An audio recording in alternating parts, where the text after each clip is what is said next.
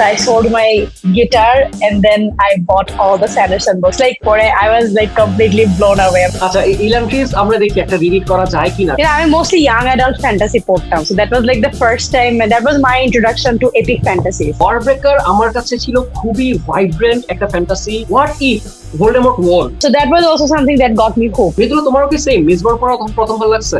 Not really. I think Warbreaker did the job for me. One বুক, এটা 3টা cover by the way, একটাই বইয়ের 3 দেশি ভেরিয়েন্ট। মিস্টবর্ন গল্পটার প্রেমাইজ হচ্ছে what if Voldemort won, the dark lord has won. সে হাজার হাজার বছর ধরে রাজত্ব করে যাচ্ছে এবং তার আন্ডারে পুরো দুনিয়াটা খুবই অসাম্য দিয়ে রুলড হয়ে আসতেছে। এখানে একটা জাতি আছে নোবেলিটি, যারা হচ্ছে ক্ষমতার আশপাশে বিলং করে এবং ক্ষমতা তাদের মধ্যেই ডিস্ট্রিবিউটেড, এবং দ্য স্কা, যারা হচ্ছে কি অ্যাবসলিউট প্রলেটারিয়েট। এখন যারা নোবেলিটির মধ্যে অনেকেই হচ্ছে এক একটা শহর রুল করে, বাট সবাই হচ্ছে লর্ড রুলারের আন্ডারে। লর্ড রুলার হচ্ছে এমন একজন ম্যাজিক্যাল বিং যার কোনো ক্ষতি হয় না, সে যে কোনো আঘাত থেকে হিল করে উঠতে পারে, তাকে বোম মারলেও সে সেখান থেকে বের হয়ে মানে সুস্থ অবস্থায় বেরিয়ে আসছে এমন নজির আছে। এবং এই মানুষটার কোনো এইজ হয় না, হাজার বছর ধরে মানুষ দেখতেছে তার বয়স একইভাবে আছে। এই দুনিয়াতে কিছু ম্যাজিক এক্সিস্ট করে।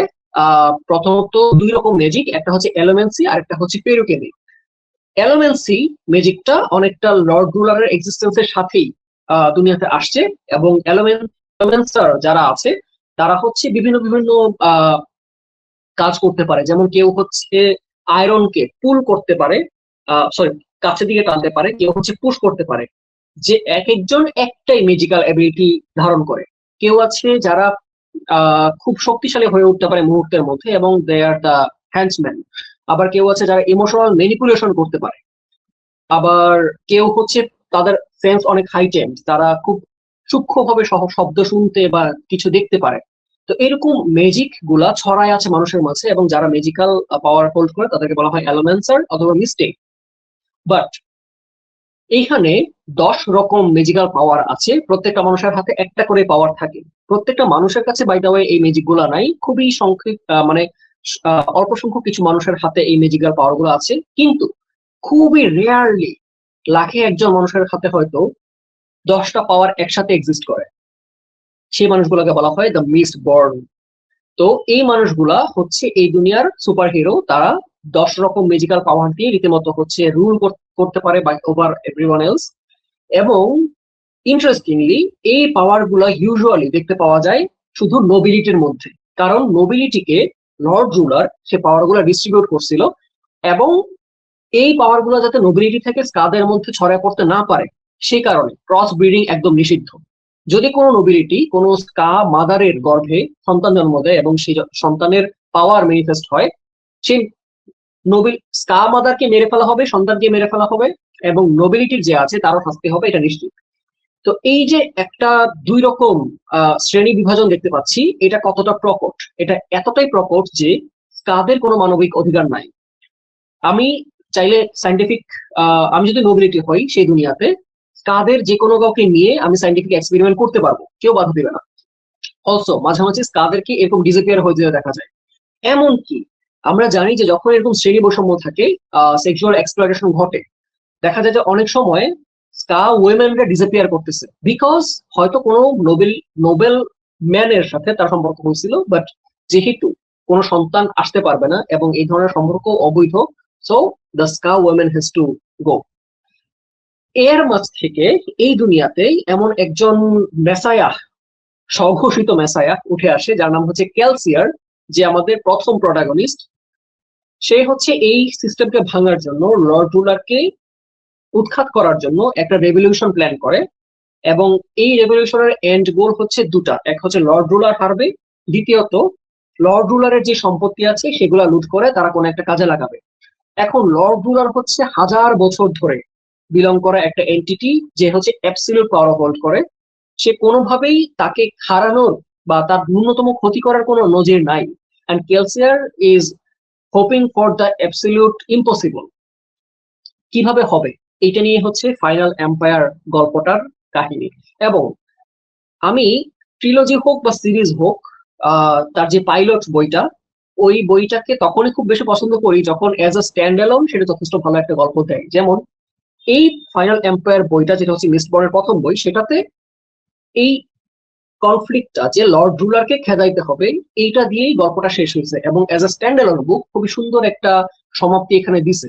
আপনার যদি একটা বই পড়ে ভালো লাগে, 200 পেজের মাত্র একটা বই, আপনি তারপর মুভ অন করতে পারেন, চাইলে নতুন করে সিরিজে ঢুকতেও পারেন সেকেন্ড বা থার্ড বুকে, অথবা না পড়লেও, সিরিজের বাকি বইগুলো না পড়লেও কিছু এসে যায় না। প্রথম বইটা as a stand alone very good. এবং এই জন্যই আমি হচ্ছে মিস্টবর্ন পড়তে মানুষকে খুব বেশি উদ্বুদ্ধ করি, বিকজ মিস্টবর্ন পড়লে আই হোপ যে পিপল উড গেট হুকড বাকি বইগুলো পড়ার জন্য। তো এই অসাম্যের দুনিয়া, যেখানে কিছু ম্যাজিক্যাল পাওয়ার হোল্ডারকে নিয়ে কেলসিয়ার দ্য মিস্টবর্ন সে একটা হাইস্ট প্ল্যান করতেছে, খুবই অসম্ভব হাইস্ট। সে একই সাথে একজন 1000 বছরের দৈবিক শক্তিসম্পন্ন রুলারকে উৎখাত করবে, প্লাস তার সম্পত্তি লুট করবে। এবং সেইখানে মৃদুলা যে জিনিসটা দিয়ে শুরু করছিল, যে সে প্রথমেই মানে যে জিনিসটা তাকে খুব বেশি হুক করে, সেটা হচ্ছে গিয়ে একটা ফাদার ডটার, বা কি বলবো, এই তোমার ওয়ার্ডটা কি ছিল মৃদুলা, এই যে মানে অ্যাডাপ্টেড, কি যেন Oh, ছিল basically grumpy old man found a child and decided to adopt him or her. So Kelsier একটা মিসবর্ন, দিন আর একটা মিসবর্ন, মানে দিনকে সে রীতিমতো পুরাই আনে, এবং দুজনেই হচ্ছে সাম কাইন্ড অফ নোবিলিটেড বাস্টার্ড। কারণ স্কাদের মধ্যে এই পাওয়ার হোল্ডার কেউ থাকে না, মিসবর্নদেরকে খুঁজে পাওয়া যায় না, মিস্টিংদেরকেও পাওয়া যায় না। তো ভিনকে কাইন্ড অফ অ্যাডাপ্ট করে নেয় কেলসিয়ার, এবং কেলসিয়ার আসলে সব হারাইছে, সে ওয়াইফকে হারাইছে, তার সন্তানকে হারাইছে, এবং সে হচ্ছে একটা খেপা ষাঁড়ের মতো, সে এই পুরা সিস্টেমকে ধ্বংস করতে উন্মুখ, এবং তার একটা দল আছে, সেই দলের প্রত্যেকজনই মিস্টিং, এবং একজন বা দুজন হয়তো রেগুলার পিপল। তো সে ভিনকে হচ্ছে তার কি বলবো, তার প্রধান সহকারী হিসেবে নিয়োগ করে সে এই হাইস্ট প্ল্যান করে, এবং এই প্রথম বইটার শেষ এখানেই ঘটে যে তারা লর্ড রুলারকে হটাইতে পারলো কি না। তো এখান থেকে আমরা মিসবর্নের বাকি আরো বড় দুনিয়াতে, আরো বড় কনফ্লিক্টের মধ্যে জড়ায় পড়ি, কাহিনী অনেক এক্সপ্যান্ড হয়, এবং ইভেনচুয়ালি কাহিনী এই দুনিয়ার বাইরে অনেক জায়গাতে ছড়ায় পড়ে। এবং এইটাই হচ্ছে কসমিয়ার ইউনিভার্সের মজা। আমরা এখন আগে এই দুনিয়াটাকে চিনবো, মানে পৃথিবীটাকে চিনবো মিসবর্নের, তারপরে হচ্ছে পৃথিবীর বাইরে যাবো। তো এই পৃথিবীটার নাম হচ্ছে স্কেড্রিয়াল সিস্টেম, এই সৌরজগৎটার নাম, যেখানে একটাই মাত্র হেভি হেভিটেবল গ্রহ আছে, একটা গ্রহেই হচ্ছে মানুষজন বাস করে। এর বাইরে এই দুনিয়াতে অনেকগুলো আলাদা আলাদা সোলার সিস্টেম, আলাদা আলাদা গ্রহ আছে, প্রত্যেকটা গ্রহে এক একটা গল্পের সিরিজ কন্টিনিউ করতেছে, এই সিরিজ গুলো আবার ইন্টারকানেক্টেড। সো আমরা একদিকে লর্ড অফ দ্য রিংস, যেটা হচ্ছে গিয়ে একটাই পৃথিবী, সেখানে একটা অনেকগুলা গল্প ঘটছে, অনেকগুলা সিরিজ ঘটছে। আবার মার্ভেল ইউনিভার্স দেখি, সেখানে মাল্টিপল ইউনিভার্সেস আছে, প্রত্যেকটা ইউনিভার্সের আলাদা আলাদা গ্রহ, আলাদা আলাদা পৃথিবী নিয়ে কাহিনী। এই দুটার মাঝামাঝি যদি ধরেন, কসমিয়ার হচ্ছে একটা ইউনিভার্স, মাল্টিপল প্ল্যানেটারি সিস্টেমস, এবং প্রত্যেকটা সিস্টেম এক একটা করে গল্প সিরিজ হিসেবে চলতেছে। আপনি যে কোনো সিরিজ দিয়ে শুরু করতে পারেন, আপনি চাইলে এলান্ট্রিস দিয়ে শুরু করতে পারেন, লিসবন দিয়ে পড়া শুরু করতে পারেন, you can go for Warbreaker. Eventually আপনি দেখতে পাবেন যে বাকি সিরিজগুলোর সাথে সামহাউ একটা কানেকশন আপনি ফিল করতে পারতেছেন। Hello everyone, this is Musa, welcome to মুসার বই যাত্রা। তো আজকের লাইভের যে বিষয়টা, একটা বিষয় আমরা নিয়ে আপাতত আগাই, ব্র্যান্ডন স্যান্ডারসনস কসমিয়ার আড্ডা।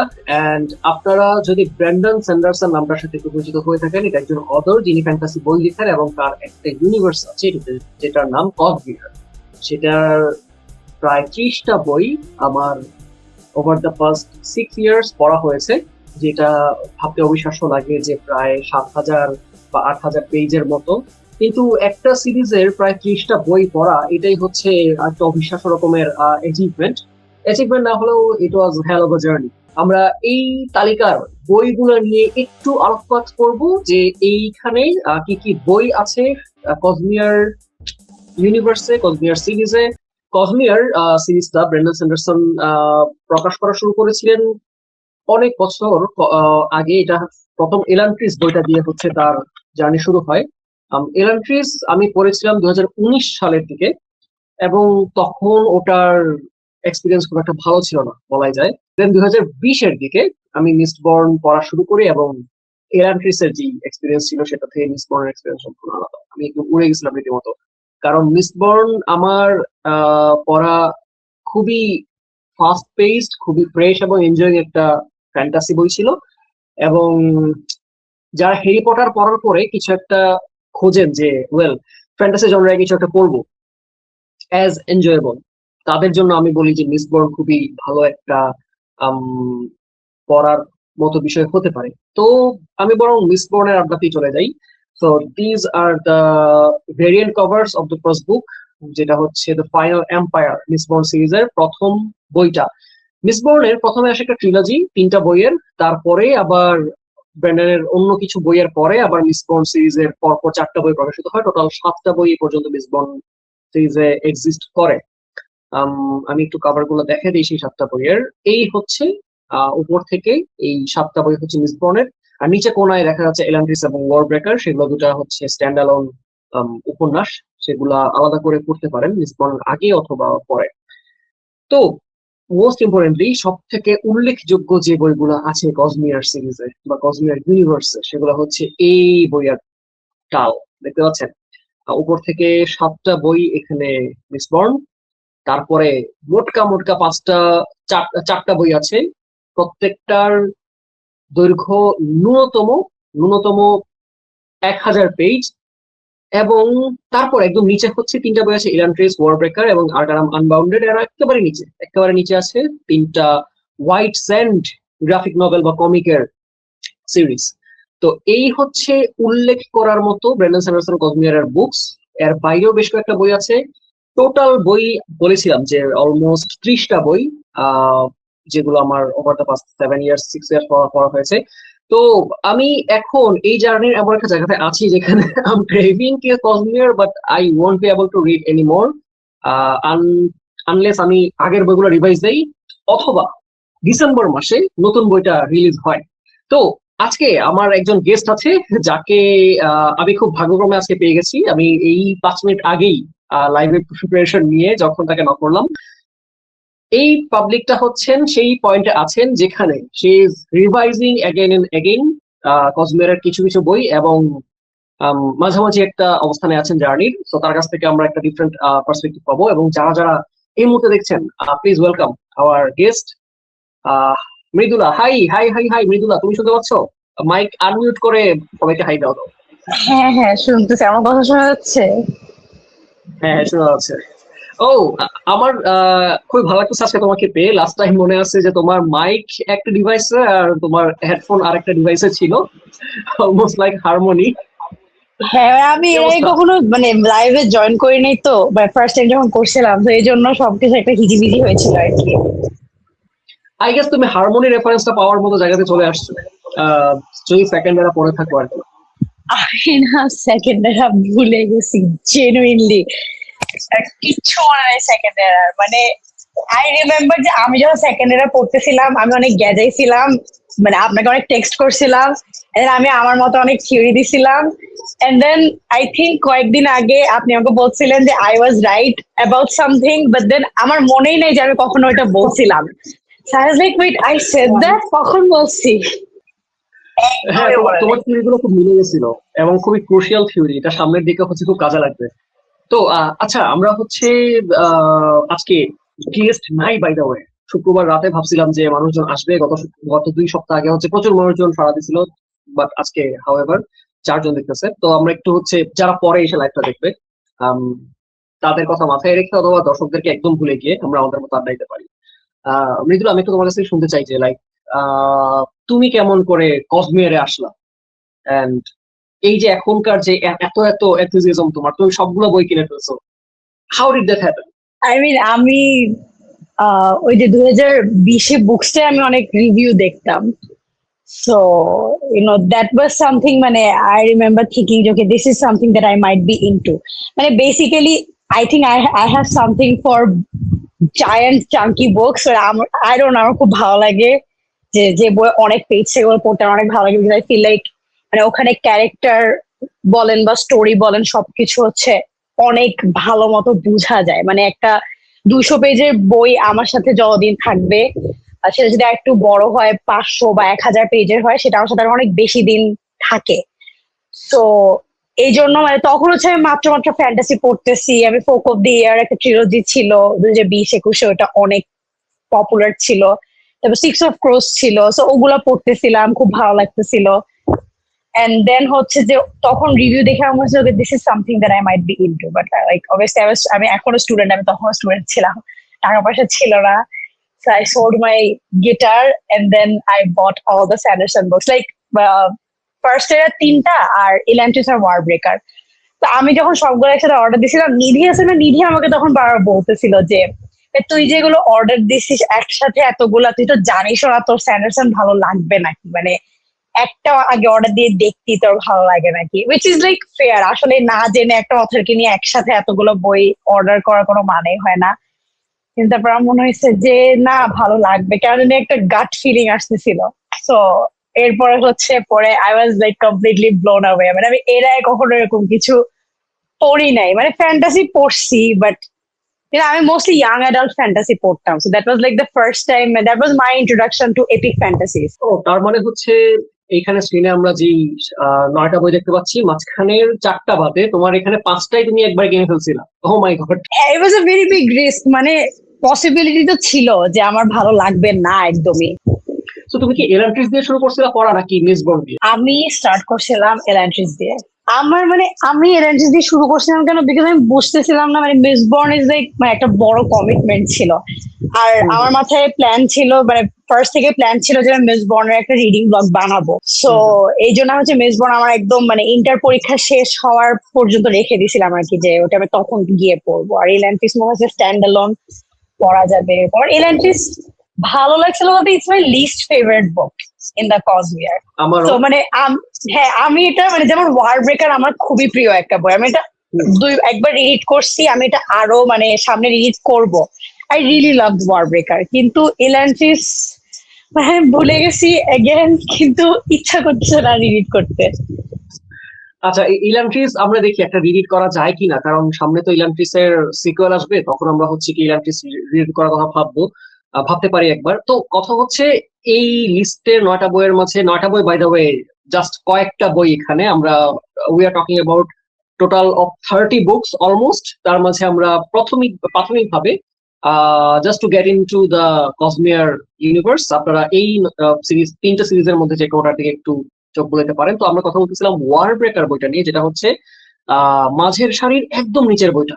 সো ওয়ার ব্রেকার আমার কাছে ছিল খুবই ভাইব্রেন্ট একটা ফ্যান্টাসি, যেমন মিডিভাল বার্ড ফ্যান্টাসি যেমন বলা যায়, যেমন হচ্ছে I don't no, medieval fantasy বলতে যাই মাথায় আসে যে এখানে ঘোড়া থাকবে, নাইটস থাকবে, ওখানে খুব ভাইব্রেন্ট কয়েকটা রাজ্য থাকবে, যুদ্ধ হবে, এই সবকিছু হচ্ছে ওয়ার ব্রেকারে ছিল। খুবই হচ্ছে লাইট টোন, খুবই আনন্দ আনন্দ। এই 9টার মাঝে বাকি প্রত্যেকটা বই হচ্ছে টোটালি ডিফারেন্ট। ওইখানের ওয়ার্ল্ড ডুমড, এবং এলান্ট্রিস এমন একটা দুনিয়া, এই যে নিচের ডান কোনায় যেটা এলান্ট্রিসের দুনিয়াতে, যারা ম্যাজিক জানতো তারা মরতেও পারতেছে না, তারা কিছু খাইলে মুখের মধ্যে সেটা ছাই হয়ে যায়, এবং সেখানে ম্যাজিক ফেরত আসবে না। খুবই ডিপ্রেসিং একটা অবস্থা। মানে ম্যাজিক বলতে, ফ্যান্টাসি বলতে আমরা যা ভাবি, আহ ওখানে ম্যাজিকটা রীতিমতো কার্স হিসেবে দেখা দিচ্ছে। এন্ড যাকে ইলান্ট্রিস, সরি মিস্টবর্ন, যেটা হচ্ছে একদম বামে উপরের কোনায় দেখতে পাচ্ছি।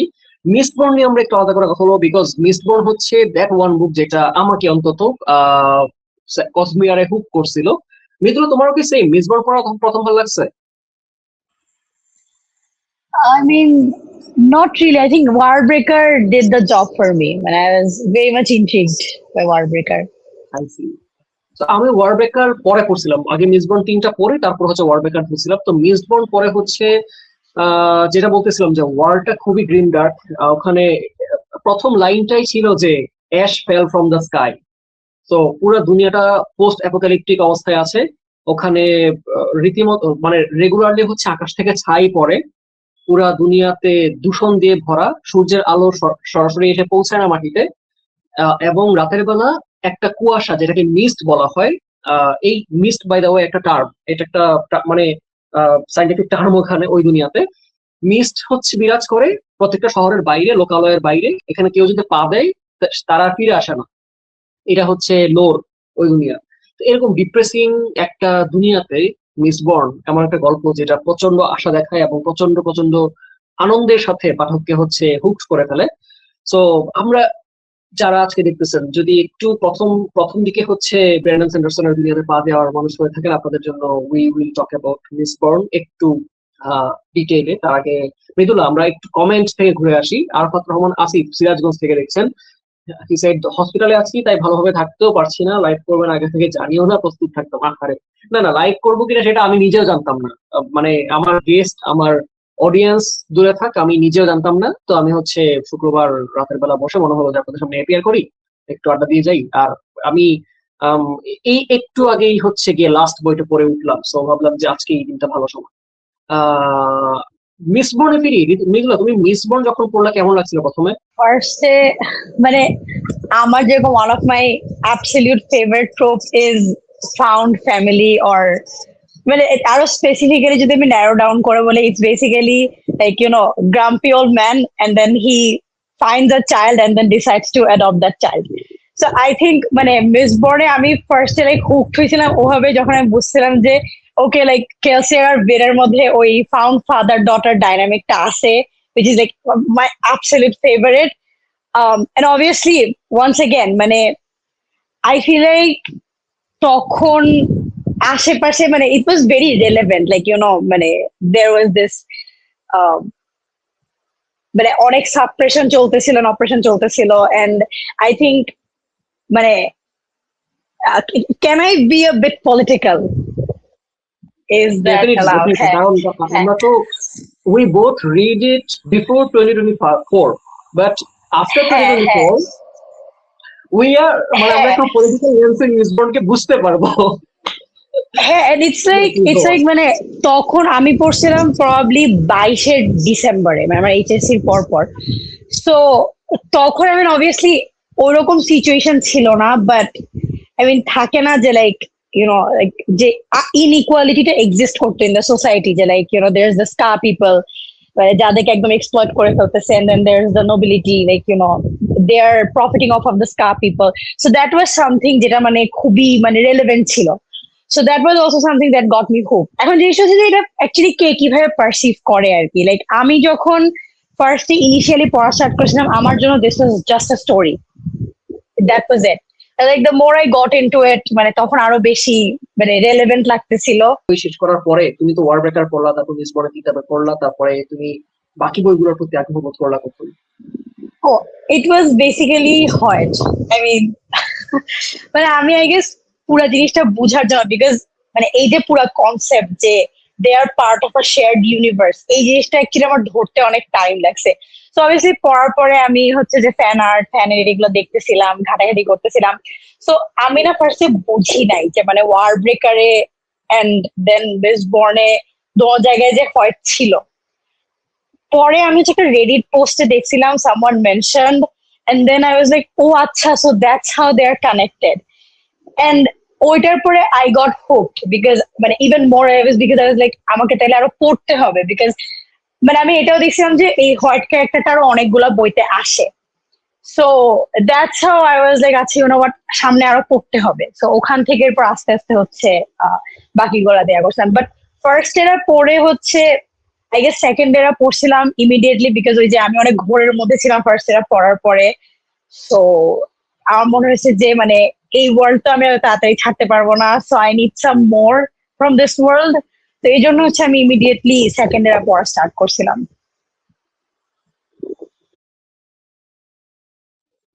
ওয়াও, আমি কাউকেই যেটা রেকমেন্ড করবো না যে মিসবর্ন ফার্স্ট ইয়ার পরপর সেকেন্ড ইয়ারাতে যাওয়া। এন্ড হ্যাপিলি আমার জন্য মাঝখানে ওয়ার ব্রেকারের একটা কুশন ছিল, তারপরে আমি সেকেন্ড ইয়ারাতে গেছি। আহ, তুমি সেকেন্ড ইয়ার পছন্দ করছো, I am happy for that.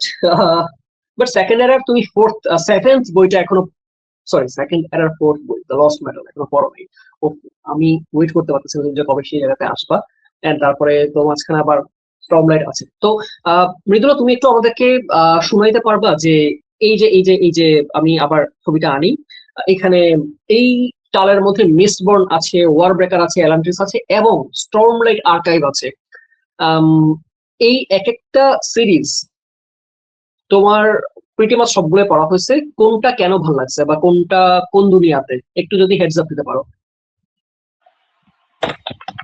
Oh my god, I don't think আমি এত চিন্তা করছি কখনো। আহ, আমি না এক্স্যাক্টলি বলতে পারবো না, মানে মিস বর্নেরটা আই নো। স্টর্মলাইট আর্কাইভ ভালো লাগছে বিকজ প্রিটি সিলি, বিকজ আমার পড়ার স্টর্মলাইট আর্কাইভ পড়ার পরে এগেন আমি হচ্ছে অনেক ভালো ক্যারেক্টার ওয়ার্ক পছন্দ করি, আই লাভ বুকস যেখানে হচ্ছে লিটারালি কোনো প্লট নাই, জাস্ট ক্যারেক্টারের উপর ফোকাস করছে। আমার ওই বইগুলো অনেক ভালো লাগে। সো টু হিয়ার দ্যাট এরকম একটা সিরিজ আছে যেখানে হচ্ছে বেসিক্যালি এক একটা বই এক একটা ফুল ইন্ডিভিজুয়াল ক্যারেক্টারের উপর ফোকাস করতেছে, and they are like over 1000 pages long. মানে ওটা হচ্ছে আমার জন্য একটা লাইক আকাশের চাঁদ হাতে পাওয়ার মতো একটা সিচুয়েশন ছিল আর কি। সো এরপরে পড়ার পরে আমার মনে ওই once again it all boils down to the same thing, যে every time I read something by Sanderson I feel like oh my god, আমি তো এরকম কিছু এর আগে কখনো পড়ি নাই, ইউনো। সো এই জন্যই আই গেস মানে স্টর্মলাইট আর্কাইভ অনেক ভালো লাগছে। ইভেন লাইক এগেন আমি অনেক বেশি ফ্যান্টাসি বইও পড়ি নাই, দ্যাট আই নো। মানে যে রেফারেন্স পয়েন্ট থাকবে একটা যে এটার বেসিসে আমি অন্যগুলোকে জাজ করবো সেরকমও না। বাট যতটুকু পড়ছি আর কি, অল্প কয়েকটা যা পড়ছি সেগুলোর মধ্যে আই থিঙ্ক যে প্রত্যেকবার পড়ি আর আমি oh my god this is unlike anything I have ever read before. So ওভাবে হচ্ছে যে ভালো লাগে আর কি। Oh, talking of characters, sorry আমি একটু ইন্টারাপ্ট করলাম। মাঝে হচ্ছে একজনের একটা ইন্টারভিউতে বলা একটা কথা রিলে দেখছিলাম। তো শি সেইড, মানে সে হচ্ছে ধরো আমার পরের জেনারেশন জেন আলফা মেবি। তো সে একটা কথা বলছিল যে স্যান্ডারসনের লেখা ইজ লাইক আ ভেরি ডাল চিপ, মানে চিপস খাই যে একটা চিপ যেটা কিনা কোনো স্বাদ নাই, খুবই ডাল। সো ওই চিপটার সাথে খাওয়ার জন্য টপিংস আছে এবং ডিপিংস আছে, মানে সস এবং কি বলবো টপিংস আছে। So those two are very good. তুমি যদি টপিংসটাকে বলো ওয়ার্ল্ড বিল্ডিং, ডিপিংসটাকে বলো হচ্ছে ক্যারেক্টার আর্ক। স্যান্ডারসনের ওয়ার্ল্ড বিল্ডিং ফ্যান্টাস্টিক, তার ক্যারেক্টার আর্ক হচ্ছে বা ক্যারেক্টার ডেভেলপমেন্ট ফেবিউলাস, কিন্তু তার লেখা খুবই ডাল। এখানে তার ভাষায় মুগ্ধ হওয়ার কিছু নাই, যেটা আবার ভালো, কারণ খুবই সহজে পড়া যায়।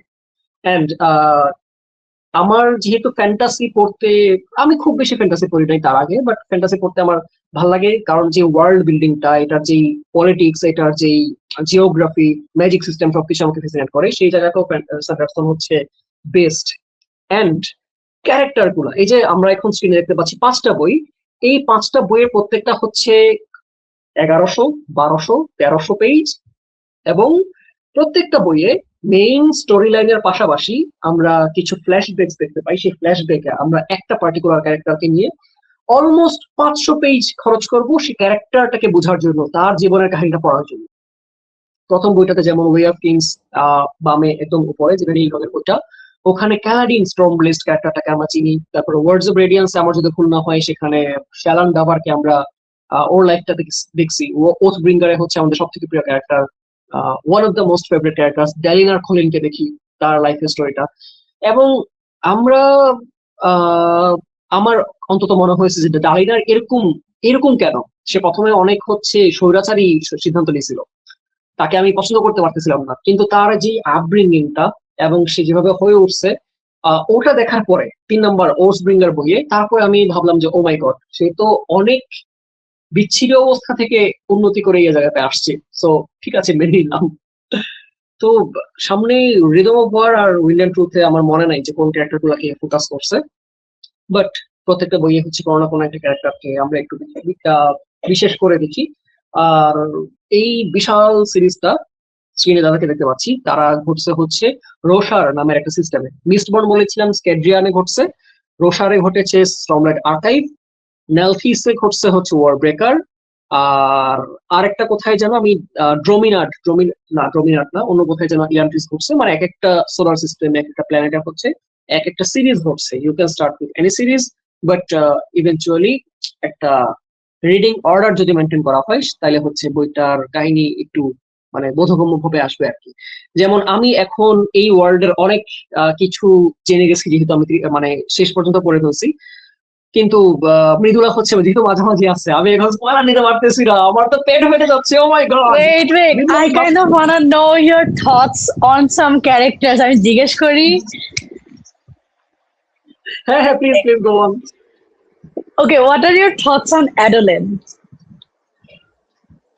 তুমি Oathbringer Pre পড়ে rhythm, পড়ো নাই? না, pre rhythm of war. আমি rhythm of war পড়ে নাই। So Oathbringer পর্যন্ত চিন্তা করে like তখন একদম ফার্স্ট থেকে ইনিশিয়ালি like Adeline কে কিরকম লাগছিল? অ্যাডোলিন হচ্ছে এক্স্যাক্টলি মানে he is a very capable very good person, খুবই চমৎকার ক্যারেক্টার। সে যদি আলাদা করে কোনো একটা গল্প তাকে নিয়ে ঘুরতো, মানে ও হচ্ছে প্রটাগনিস্ট হওয়ার জন্য পারফেক্ট। আনফর্চুনেটলি অ্যাডোলিন ডালিডারের পোলা, অ্যান্ড ডালিনার খলিল এতই বিশাল একটা ক্যারেক্টার যে ওর আন্ডারে কাইন্ড অফ শ্যাডো হয়ে গেছে অ্যাডোলিন। তো ওই ব্যাপারটা আমি বুঝতে পারি যে অ্যাডোলিন নিজেকে স্ট্যান্ড আপ করানোর চেষ্টা করতেছে, তার বাবার যে ক্যারেক্টার সেখান থেকে সরে আসার একটা চেষ্টা সবসময় তার মধ্যে ছিল। অন দ্য আদার হ্যান্ড সে তার দায়িত্ব পালন করার, তার দেশের প্রতি, তার নিজস্ব মানুষের প্রতি দায়িত্ব পালন করার সেন্সটাও তার খুবই প্রখর। মানে আমার মতো মানে পার্সোনালি সেটা করে নাই যে আমি বাবার সাথে বলতেছে না আমি বের হয়ে গেলাম। ডালিনার মানে অ্যাডোলিনের এই জিনিসটা আমার কাছে খুবই চমৎকার লাগছে যে সে তার দায়িত্ব থেকে কখনো সরে আসে নাই, এবং সে নিয়মিত চেষ্টা করেই গেছে নিজের একটা স্থান বের করার জন্য। এবং দেখো অ্যাডোলিন হচ্ছে প্রথম বইতে আমরা যাদেরকে অ্যাবসলিউটলি পাওয়ারফুল দেখছি শার্ট বিয়ারার্স, সে শার্ট বিয়ারারদের একজন, ফুল শার্ট। তার একটা মানে বাই দ্য ওয়ে এখানে একটু বলে রাখি যে স্টর্মলাইট আর্কাইভের ম্যাজিক সিস্টেমে আমরা দেখতে পাই যে মানে যারা মিডিভাল ফ্যান্টাসি পছন্দ করেন, আর্মার পরে সোর্ড ফাইটিং করা, এটা যারা পছন্দ করেন তাদের মানে এই ট্রপের হাইটেন্ড জায়গা হচ্ছে স্টর্মলাইট আর্কাইভের প্রথম দিককার বইগুলা। এখানে একটা ম্যাজিক্যাল আর্মার প্লেট পরে ম্যাজিক্যাল সোর্ড হাতে নিয়ে মানুষজন ফাইট করে, যেই সোর্ড সাধারণ মানুষের গায়ে যেখানে টাচ করবে সেই জায়গাটা মরে যাবে। বাট যখন সে ওই আর্মার প্লেটটা পরে, সে ওই আর্মার প্লেটের কারণে বা বেঁচে থাকে কিছুক্ষণ, আর্মারে যদি বারবার ক্ষতি হয় ওই সোর্ডের দ্বারা আহ তারপরে হচ্ছে আর্মার বাস্ট করে, তারপরে এইরকম আর কি। এবং অ্যাডোলিন হচ্ছে প্রথমের দিকে ছিল সেই দুনিয়ার সব থেকে পাওয়ারফুল পিপলদের একজন। তারপরে আমরা সেকেন্ড বই থেকে দেখতে পাই যে নাইটস রেডিয়েন্টের উদ্ভব ঘটে, তখন সে আবার মানে একটু পিছায় পড়ে। এবং এই দ্বন্দ্বটা তার মধ্যে দীর্ঘদিন ছিল যে আমি মানে নিজের জায়গাতে আমি ছোট হয়ে গেলাম এখন। মানে যারা এতদিন ডার্ক আই ছিল, যারা হচ্ছে গিয়ে সমাজের দ্বিতীয় শ্রেণীর নাগরিক, দ্বিতীয় শ্রেণী না একদম নিম্ন স্তরের নাগরিক, তারা এখন বেশি গুরুত্বপূর্ণ হয়ে গেছে এবং দুনিয়া পাল্টে গেছে, আমার এখন কোনো গুরুত্ব নাই। তাতে কিন্তু সে ভেঙে পড়ে নাই। প্রথমত তার বাপের সাথে যেই আহ বনিবনা না হওয়া, সেটাতেও সে নিজেকে টিকায় রাখছে, নিজের ক্যারেক্টারকে টিকায় রাখতে পারছে। তারপরে যখন এই বিশাল ধাক্কাটা, এতদিনকার যেই সম্মানের জায়গাটা সেটা পুরাই টপলড হয়ে গেছে, he still didn't lose his character. তো ওর অ্যাডোলিন হচ্ছে আমার দেখা এমন একটা ক্যারেক্টার আর্ক যেটা পঞ্চম বইয়ের শেষ পর্যন্ত আমাকে খুবই স্যাটিসফাইড করছে যে ওয়াও, মানে ম্যাগনিফিসেন্ট একটা ক্যারেক্টার অ্যাডোলিনের। এবং ওথব্রিঙ্গারের শেষে মেবি আচ্ছা আচ্ছা আমি এটা বলতে পারবো না, অ্যাডোলিনকে মাঝখানে একটা বিশাল সুযোগ দেওয়া হয়, কিন্তু অ্যাডোলিন হচ্ছে সেটা রিফিউজ করে, এবং সেটা মানে অন্যতম রেসপেক্টেবল মুভমেন্ট আমার কাছে ছিল। And I think the fifth book is about Adolin. আমরা এক একটা বই এক একটা ক্যারেক্টার নিয়ে কথা বলি, তো fifth book maybe is about Adolin. তো মৃদুল আই ক্যানট ওয়েট, তুমি কবে যে উইন্ড এন্ড টুথ পর্যন্ত পড়বা, তারপরে সেম আমি পজিশন নিয়ে আমরা। যখন আমি যখন ওয়ার্ডস অফ রেডিয়েন্স পড়তেছিলাম, তো আমি না এটা অনেক করি। আমি না যখন ওয়ে অফ কিংস পড়তেছিলাম ব্যাক ইন 2024, তখন হচ্ছে আমি আমার অনেক রিয়াকশন আমি হচ্ছে রেকর্ড করে রাখছিলাম, ঠিক আছে। And আমি হচ্ছে কয়েকদিন আগে দেখতেছিলাম, আর আমার তো মানে it's very fun to watch যে আমি অনেক স্পেকুলেশন করতেছি এটা হইতে পারে ওটা হইতে পারে। দেন লাইক একটা সার্টেন টাইমের পরে now that I know actually কি কি হচ্ছে, সো ইটস ফান। সো আমি এবারে যখন second time Words of Radiance পড়তেছিলাম, তখন হচ্ছে আমি আমার অনেকগুলো রিয়াকশন রেকর্ড করে রাখছি। First of all, I absolutely despised Adolin. ফার্স্ট থেকে আমি অ্যাডোলিনকে নিয়ে অনেক বেট করছি, আমার ওকে ভালো লাগে না, আমার ওকে একটা স্পয়েল ব্র্যাট লাগে, ও এরকম কেন, হাবা যাবা অনেক কিছু। তো ওখানে স্পেসিফিক্যালি একটা সিন থাকে, এগেন মানে আই আন্ডারস্ট্যান্ড যে অ্যাডোলিন is the way he is because of his background, মানে ও যেভাবে বড় হয়েছে সেটার জন্য। ওকে, আই ফুলি আন্ডারস্ট্যান্ড দ্যাট। তো ওখানে একটা সিন থাকে যেখানে হচ্ছে যে শাল্লান হচ্ছে মাত্র মাত্র আসছে শ্যাটার্ড প্লেনসে, and you know Adolin being Adeline, like, he was just very much trying to flirt with her and everything, and Shalan ওকে তেমন একটা পাত্তা টাত্তা দিচ্ছিল না। সো তখন হচ্ছে অ্যাডেলিন আর ক্যালাডিনের একটা কনভারসেশন হয়। সো ওখানে হচ্ছে মানে ইটস লাইক মানে ক্যালাডিন অ্যাকচুয়ালি জিজ্ঞেস করতেছিল যে শালান কেন এখানে আসছে, ও এখানে কি করতেছে। এন্ড অ্যাডেলিন ওয়াজ লাইক, হ্যাঁ আমাকে তো সবাই এরকম দেখতে আসে, মেয়েরা এরকম দেখতে আসে, ব্লা ব্লা ব্লা অনেক কিছু, যদি শালান অ্যাকচুয়ালি ওকে দেখতে আসে নাই। এন্ড তখন হচ্ছে অ্যাডেলিন একটা খুবই রেসিস্ট একটা জিনিস বলছিল যে লাইক, অবশ্য যে তুমি তোমার এরকম কোনো ডার্ক আইড ওম্যানের সাথে কখনো এরকম পরিচিত হয় নাই। And then he said something very mean about like a dark-eyed woman, which is very stereotypical and very racist. And ওটার পরে আমি লিটারালি রাগের চোটে বইটাই বন্ধ করে দিয়েছিলাম because it's like, আচ্ছা he's being flirty and he's being an asshole. That's just Adeline being Adeline. But like when he said something racist, তখন I was like, আমি জানি যে Adeline ক্যারেক্টারটা অনেক ইমপ্রুভমেন্ট হবে. So I need to record my rage. I need to record my anger that I have for him, so that পরে গিয়ে আমার যখন অ্যাডলিনকে ভালো লাগবে, I can just look back at this and I can just laugh. Oh my god, আমার অ্যাডলিনকে এত ফালতু লাগতো, but look at how far he's come. It's kind of like Dalinar. Dalinar did so many horrible things, but like then he improved. So এটা নিয়ে না আমি একটা অনেক ইন্টারেস্টিং টেক করছিলাম যে would you prefer a character যে first থেকে ভালো, নাকি would you prefer a character যে খারাপ ছিল but then তার একটা অনেক বড় রিডেম্পশন আর্ক হয়েছে and এরপরে সে ভালো হয়েছে, বিকজ তখন হচ্ছে যে you fully understand him, you saw him transform into a better person. So like what would you prefer? I would prefer the second one because এইটাই হচ্ছে more relatable করে তোলে। কারণ আমরা যেটাই হোক লাইফে আমরা সবসময় এক বর্ণের থাকি না, যে সব শুরু থেকেই একই রকম ভালো বা শুরু থেকে একই রকম খারাপ, কোনো ক্যারেক্টার এরকম থাকে না। তো এই এই এই ক্ষেত্রে হচ্ছে কি, এই যে ওদের যে চেঞ্জটা, এটা হচ্ছে আরো রিলেটেবল করে তোলে। এবং খুব চমৎকার ব্যাপার হচ্ছে আমরা স্টর্মলাইট আর্কাইভের এই মহা বিস্তৃত উপাখ্যানে যেহেতু এটা খুব ধীরে সুস্থে ক্যারেক্টার গুলাকে তাদের জার্নিতে নেওয়ার টাইমটুকু নিছে, তাতে করে আমরা খুব ধীরে ধীরে পরিবর্তনটা বুঝতে পারি এবং বিউটিফুলি। আসলে আমার কাছে স্টর্মলাইট আর্কাইভ এই কারণে বেশি ভালো লাগছে যে যেহেতু এখানে বেশি ব্যক্ত বইগুলা, সো এক একটা ক্যারেক্টারের জার্নি একদম খুবই মাইনিউট ডিটেলে দেখানো হয়েছে। তো আমি খুব খুশি যে শেষ পর্যন্ত, ফিফথ বইয়ের শেষ পর্যন্ত এক একটা ক্যারেক্টারের মানে জার্নিটা দেখে ফেলতে পারা। এখানে অ্যাডোলিনের আমি শুরুর দিকে জানি না যে সে কেন এতটা মানে খুবই কি বলবো সুপার গ্ল্যামারাস একটা ইয়া নিয়ে ঘুরতো, চেহারা নিয়ে ঘুরতো এবং একের পর এক মেয়েকে কোর্টশিপ করতেছিল, কিন্তু কেউই তার লায়ক মনে হচ্ছিল না।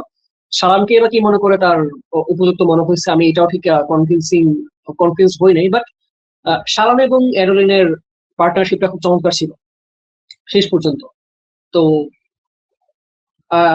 সালামের লাইফের মেইন কাহিনী তো তুমি এখন আসো নাই, ওটা মেবি ফোর্থ বই থেকে হচ্ছে আনরেবেল হওয়া শুরু করে।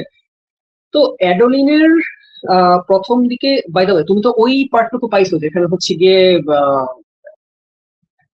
ডালিনার এবং অ্যাডোলিন হচ্ছে আটকে পড়ে যুদ্ধের মাঝখানে এবং ক্যালাডিন গিয়ে ওদেরকে বাঁচায়। ওটা তো ফার্স্ট বই শেষেই ছিল, ওই অফ কিংস এর লাস্টে। তো ওই সময়টুকু দিয়েছে সে যে হচ্ছে গিয়ে মানে নিজের হ্যান্ড গ্লাভটা হচ্ছে গিয়ে বাবাকে দিয়ে দিছে, বা মানে খুব সেন্সিবল অ্যাক্ট করতেছিল, বিং আ নোবেল সন। এইগুলো আমার মানে এই ব্যাপারগুলো হচ্ছে অ্যাডোলিনের প্রথম দিককার ভালো লাগার জায়গা। পরের দিকে মানে আমার মনে হয় যে অ্যাডেলিনের ক্যারেক্টারটা হচ্ছে মানে স্যান্ডারসনের কোনো ক্যারেক্টার তো আসলে ওয়ান ডাইমেনশনাল না, মানে দে আর ভেরি লেয়ার্ড। হ্যাঁ, সো আমার মনে হয় যে মানে হ্যাঁ অ্যাডেলিনের অনেক ভালো সাইডও আছে, বাট দেন এগেন মানে it's kind like he can't help but be a bit racist, because ও তো বড় হয়েছে এরকম একটা স্ট্র্যাটিফাইড সোসাইটিতে, যেখানে ও শিখছেই ছোটবেলা থেকে যে তুমি লাইট হাইড হইলে হ্যাঁ তুমি অনেক হাই আতে আছো, and like the dark eyed আর তোমার they are lower than you. So ওই টিচিং একটা জিনিস যেটা একদম ছোটবেলা থেকে ব্রেনের মধ্যে গেঁথে দেওয়া হয়েছে, সেখান থেকে আসলে বের হয়ে আসাটা is very difficult, like childhood teachings and everything. And ওর আশেপাশের সোসাইটিটাও তো এরকম, এমন তো না যে ওর আশেপাশে there are dark eyed people who are like very much protesting or anything. ও দেখছে যে ওর আশেপাশের মানুষ এরকম, and the dark eyed people around him ওরাও ওদের পজিশনটা একসেপ্ট করে নিছে, তো ওর কাছে এটাই নর্ম ছিল। So again I fully understand, but থাকে না আসলে মাথা গরম হয়ে যায় তো, oh my god he was such a brat. তোমার এই কথা মনে পড়লো যে অ্যাডোলিন হচ্ছে one of those military leaders যারা কিনা তার নিম্ন স্তরের সৈনিকটার সাথেও বন্ধুত্বপূর্ণ সম্পর্ক রাখে। মানে লিডারশিপের সব থেকে ফেবুলাস একটা জিনিস তার মধ্যে ছিল যে সে প্রত্যেকটা সৈনিকের নাম জানতো এবং সৈনিকরা তাকে সমমর্যাদায় মানে শ্রদ্ধা করতো এই কারণে যে তুমি আমার মানে আমি এখানে একা না, আমার লিডার আমার সাথে আছে, সে সমান রিস্ক শেয়ার করতেছে, আই অনার হিম। হাউএভার ওর দলের নিম্নতম সৈনিকটাও কিন্তু লাইট আইড ছিল, সে কিন্তু ডার্ক আইডদের সাথে কাঁধে কাঁধ মিলে কাজ করা কখনো এক্সপিরিয়েন্স করেই নাই। সো এইটা হচ্ছে ওর লাইফের সব থেকে বড় ধাক্কা ছিল যখন কিনা ডার্ক আইডরা নাইট রেডিয়েন্ট হওয়া শুরু করছে। ওটা তার এতদিনকার যেই মানসিকতা ওটাকে হচ্ছে পুরাই চ্যালেঞ্জ করে ভেঙে চুরে দিয়ে নতুন একটা পারসেপশন করার সুযোগ দেয়। এবং আমরা শেষের দিকে গিয়ে ওটা দেখতে পাই যে এই সব কিছুর মধ্যে সে নিজের একটা জায়গা খুঁজে পায়। তো that's that. Oh by the way, তুমি তো হচ্ছে ওথব্রিঙ্গার পড়ছো, সো ইউ নো যে একটা পর্যায়ে গিয়ে ডালিনার নিজের অতীতকে প্রকাশ করে দেয় সবার সামনে। হ্যাঁ তারপরে হ্যাঁ অ্যাডোলিন এন্ড রেনারিন দুই ভাই হচ্ছে ঘৃণা করতো তাদের বাপকে। স্টিল তারা কিন্তু যেই ক্রাইসিস তাদের বাপ ডিল করতেছিল সেখানে বাপকে একা ছাড়ে নাই। বাপ কেন, মানে হচ্ছে all humanity was together in that shit, এবং ওইখানে কিন্তু তারা তাদের পোস্ট ছাড়ে নাই, বিশেষ করে অ্যাডোলিন। তো সিন্স ব্রেনারিনের মেনশন আসছে মানে যেটা বলতেছিলেন যে অ্যাডলিন হচ্ছে যে ওর যে রেয়া ছিল সেটা একদম লোয়েস্ট রেয়া হচ্ছে লাইট আইট ছিল। অ্যাডলিন কখনো হচ্ছে কোনো ডার্ক আইডের সাথে ওভাবে কাজ করেনি, but Renarin on the other hand কিন্তু করছে, ও কিন্তু ব্রিজ ফোরে কাজ করছিল। মানে এগেন আমি যতটুকু পড়ছি মানে রেনারিনকে নিয়ে খুবই কম এয়া ছিল, মানে ওকে অত ওর ক্যারেক্টার ডিপ ডাইভ তখনো হয় নাই। বাট বাট আমার মনে হয়েছে যে মানে ইটস লাইক রেনারিনো তো got the same upbringing as Adolin, but again আমি জানি যে একই হাউস হোল্ডের দুইজন সিবলিং ও ফুললি ডিফারেন্ট আপব্রিঙ্গিং পায়, বাট স্টিল মানে রেনারিন তো ওরকম মানে I don't know, he never seemed like a brat to me, at least মানে অ্যাডোলিন যেরকম খুবই স্পয়েলড, একটু a little bit of arrogance, like you know, ওটা আমি রেনারিনের মধ্যে কখনো দেখি নাই আর কি। So there's that. এখানে একটা ব্যাপার আছে, সেটা হচ্ছে যখন সোসাইটি, তুমি তো জানো যে সোসাইটির কিছু ক্লোজ ধারণা থাকে যে এইটা ঠিক এটা ভুল, এবং সোসাইটি যখন কোন একটা মানুষকে তার উপযোগী দেখে, তার অনুকূলে দেখে, তাকে সে তোষামোদ করে হচ্ছে একটা ভালো পর্যায়ে নিয়ে যায়। মানে সোসাইটিতে যে মানুষগুলো প্রতিষ্ঠিত তারা কিন্তু সোসাইটাল ভিউজ কে চ্যালেঞ্জ করার মানসিকতায় বা জায়গাতে খুব কমই যায়, কারণ সে সুবিধা পাচ্ছে সোসাইটি থেকে, প্রতিষ্ঠিত নর্মস থেকে, এবং সে ওই নর্মস গুলো ধারণ করতেছে, সেটাকে চ্যালেঞ্জ করার কোনো জায়গা তার লাইফে আসে নাই। অ্যাডোলিনের সবসময় সেটাই ছিল, অ্যাডোলিন ছিল দ্য গোল্ডেন বয় সবকিছু সব দিক থেকে। তারপরেও তার মধ্যে যে ভালো মানুষটুকু ছিল, সে যে এভিল হয়ে যায়নি সেটা অনেক বেশি। রেনারিন ছিল সেই জায়গাতে একটু ব্ল্যাক শিপ, সে দুর্বল ছেলে, সে হচ্ছে গিয়ে না পারতো ডুয়েলিং, না পারতো যুদ্ধ, তার হচ্ছে নিজের মানসিকতার সাথেই খাপ খাওয়াতে পারতেছিল না। আই থিঙ্ক হিজ মানে ওই ওয়ার্ল্ডের version of neuro divergent. Being a neuro divergent I know যে এটা কোপ করা কতটা ডিফিকাল্ট, মানে জাস্ট নর্মাল স্টাফ করা কতটা ডিফিকাল্ট আমার জন্য। সো রেনারিন কোনো সময় ওই জায়গাটাতে ছিল না যে সোসাইটাল নর্ম গুলো আমি ধারণ করব, যে নর্ম আমাকে এম্পাওয়ার করতেছে। সো সে সবসময় হচ্ছে একটা চ্যালেঞ্জ স্টাইল ছিল, তার কারণে সে প্রতিষ্ঠিত জিনিসগুলোকে চ্যালেঞ্জ করতো। সে সবসময় হচ্ছে গিয়ে এই যে ব্রিজ ফোরে গিয়ে ঢুকছে বিকজ সে তো হচ্ছে বিং আ নোবেল সন, রয়্যালটির সুবিধাগুলো পাচ্ছে না, সে চাইছে যে আমি সব থেকে চ্যালেঞ্জিং জায়গাটাতে গিয়ে ঢুকি এবং ওখান থেকে কোনো একটা অপরচুনিটি বা কোনো একটা পরিচয় নিজের দ্বারা করাই। ওটা করতে গিয়ে বিউটিফুলি সে কিন্তু একটা কি যেন ওটা পার্সেন্ডি, একটা পার্সেন্ডি সোলজারের সাথে পরিচিত হয়, এবং রেনারিন ওয়ান অফ দোজ পিপল যার কিনা একটা পার্সেন্ডি ফ্রেন্ড ছিল, ক্লোজ ফ্রেন্ড ছিল তার পার্সেন্ডি। পরবর্তীতে বিগ স্পয়লার, আমি এই পার্সেন্ডি ফ্রেন্ডের বাকি ইম্পর্টেন্ট ব্যাপারগুলো শেয়ার করতেছি না। তো রেনারিন হচ্ছে শুরু থেকেই ওই সুযোগটা তার ছিল যে একটা নর্মে বিলং না করা এবং নতুন কিছুকে ভাবার সুযোগ দেওয়া, এটা রেনারিনের মধ্যে ছিল। এন্ড ইভেনচুয়ালি রেনারিন মানে এই জায়গাটা থেকে অনেক গুরুত্বপূর্ণ হয়ে ওঠে সামনের দিকে। সো বেসিক্যালি মানে অ্যাডোলিন যেহেতু গোল্ডেন চাইল্ড ছিল, সো ওই যে বার্ডেন অফ এক্সপেকটেশনস মানে ওইটার কারণেও মানে Adolin turned out the way he did. Yeah, এই কন্ট্রাস্টটা খুব beautiful, wow.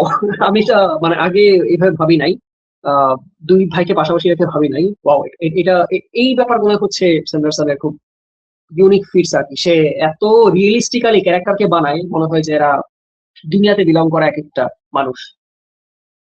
By the way আমার মনে পড়লো যে লিডারশিপের কিছু আহ, শিক্ষা আমি এক হচ্ছে এল্যান্ড ভেঞ্চার আর এক হচ্ছে অ্যাডোলিন কলেনের কাছ থেকে পাইছিলাম, যেগুলো আমি কখনো কোনো রিয়েল লাইফ বই পড়ে মানুষের কাছ থেকে শিখে নাই। কিন্তু ফিকশনে এই দুই লিডিং ক্যারেক্টারকে এমন কিছু অ্যাট্রিবিউট দিছে সেন্ডারসন, এবং সেই অ্যাট্রিবিউট গুলোর গুরুত্ব বুঝাইছে। আম, তাতে করে আমার ওই শিক্ষাটা মনের মধ্যে ঢুকছে আর কি। স্পিকিং অফ অ্যাডোলিন, সে তার লোয়েস্ট টিমমেটটাকেও নাম ধরে চিনতো। স্পিকিং অফ এলেন্ড, সে হচ্ছে যখন থেকে সে লিডার তখন থেকেই সে হচ্ছে একটু পিঠ সোজা করে দাঁড়ানো, সবসময় ভালো জামা কাপড় পরে অ্যাপিয়ার করা, যাতে ওর প্রতি যারা লুক আপ করে তারা তার মধ্যে হোপ খুঁজে পায় সেরকম একটা অরা নিয়ে চলা, এগুলো মেনটেন করতে এলেন ভেঞ্চার। তো এই লিডারশিপের টিচিংস গুলো হচ্ছে আমার খুব কাজে আসছে আর কি, বা কাজে আসেনি, বাট আমি শিখছি সেন্ডারসন পরে। আমি না অ্যাকচুয়ালি আমি না এলেনদের মানে এলেনদের মধ্যে না আমি একটা সার্টেন টাইম পড়ছি কিনা এখনো ইফ আই থিঙ্ক অ্যাবাউট ইট, আমি এলেনের মধ্যে আমি আমার নিজেকে অনেক দেখতে পাই ইন আ সেন্স যে মানে আই এগেন আমি জানি না আমার প্রত্যেকটা ক্যারেক্টারের সাথে রিলেশন কেন হেট্রেড দিয়ে শুরু হয়, আমি এলেনকে একদম পছন্দ করতাম না। I despise this character. মানে আমার মনে হইতো যে বেসিক্যালি কেলসিয়ার যে কারণে হচ্ছে এলেনকে একদম অপছন্দ করতো, বিকজ আমার মনে হতো যে মানে what does he know of the world, ওর গ্লাস প্যালেসে বসে বসে কয়েকটা বই পড়ে and then he is just talking to this people and thinking যে he is making a change, কিন্তু অ্যাকচুয়ালি কিন্তু ও কোনো চেঞ্জ আনতেছে না, you know, and all that. But in that regard I feel like আমি আমার নিজের অনেকটুকু রিফ্লেকশন দেখছি এলেন্ডের মধ্যে, বিকজ মানে জিনিসটা কাইন্ড অফ সেম না, মানে হ্যাঁ আমি এখন এত পড়াশোনা করতেছি এত কিছু জানতেছি এন্ড দেন আমি আমার ফ্রেন্ডের সাথে এগুলো নিয়ে ডিসকাস করতেছি, ultimately same ito. I'm also sitting in my glass palace and I am also just talking about these things, you know. I don't know if it makes sense, but at first I didn't connect hate kortam, but then like second or third boy the way he handled everything, like খুবই insane character development ছিল। আহ, দুদিন আগে হচ্ছে একটা সিনের mention হলো। By the way আমরা হচ্ছে স্টর্মলাইটের এক একটা সিন বাই সিন উল্লেখযোগ্য ঘটনাগুলোকে যতটা মনে রাখি, মিসবর্নের গুলো ভুলে গেছি। তো আমার মনে হচ্ছে আরেকবার মিসবর্ন ট্রিলজিটা রিডিট দেই। এলেন্ডের একটা সিন ছিল, কারণ সে তো হচ্ছে নোবিলিটি থেকে আসছে, কা পিপল তাকে চিনতো না, এবং একটা মানে পোস্ট রেভলিউশন স্টেট যেটা কিনা কা এবং নোবিলিটি একসাথে মিলেমিশে বানাইছে, যেখানে অ্যাকচুয়ালি সবাই সমান। তো সেই স্টেটের রাজা হবে এলেন্ড, যে কিনা সবসময় গ্লাস প্যালেসে ছিল। সে কিভাবে অ্যাকসেপ্টেবল হবে, সে একটা বক্তব্য দিছিল স্কাদের সামনে। ওই একটা স্পিচ তাকে গ্রহণযোগ্য করে তুলছে সবার কাছে। ওই স্পিচটা আবার গিয়ে পড়া লাগবে, খুঁজে বের করে, কারণ মনেও না এটা হ্যাঁ কোথায় আমি ছিল। ভুলে গেছি, আমি ভুলেই গেছি, আমাকে দেখতে হবে। তো আমার মনে হয় যে এলেন্ড যেমন জার্নি করছে, অ্যাডোলিনের জার্নিটা আসলে ওইটারই আরেকটা মানে বৃহত্তর ভার্সন ছিল। এলেন্ড দিন শেষে ওই নোবেলিটি রয়ে গেছে, যদিও সে নেমে এসে যুদ্ধ করছে মানুষের মানে তার একদম মানে তৃণমূল পর্যায়ের সাথে। স্টিল এলেন্ড হচ্ছে অ্যাডোলিন যে অর্থে মাটিতে নামছে সেই অর্থে অ্যাডোলিন মানে এলেন্ড নামে নাই। হয়তো অতটা স্পেসও ছিল না মিস বর্ডের বইগুলোতে এত বিস্তারিত বলার জন্য, বাট আমার এলেন্ডকেও ভালো লাগছে শেষ পর্যন্ত। ইয়াতে পোস্ট স্টর্মলাইট আর্কাইভ যে সিক্রেট প্রজেক্টস গুলো আছে, ও মাই গড, তুমি তো মাত্র হচ্ছে বইগুলো পাইলা। সিক্রেট প্রজেক্টস আমি পড়ে ফেলছি বোকামি করে স্টর্মলাইট আর্কাইভের আগে। আমি একটা স্ক্রিন শেয়ার দিয়ে একটা জিনিস দেখাই, সেটা হচ্ছে আহ, এই 2024 সালে আমি হচ্ছে একটা ভিডিও বানাইছিলাম, তখন আমার বন্ধু আদ্রিতা এই শোটাতে আসছিল। এটা কোথায়, Wait a minute.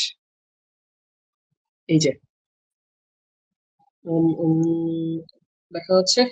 Wait, কোথায় কোথায় কোথায় কোথায়,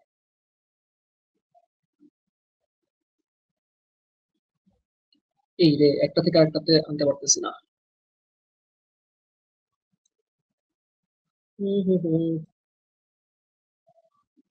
স্ক্রিন শেয়ার দিলাম, কিন্তু স্ক্রিনটা যে কিভাবে আনবো, এই তো।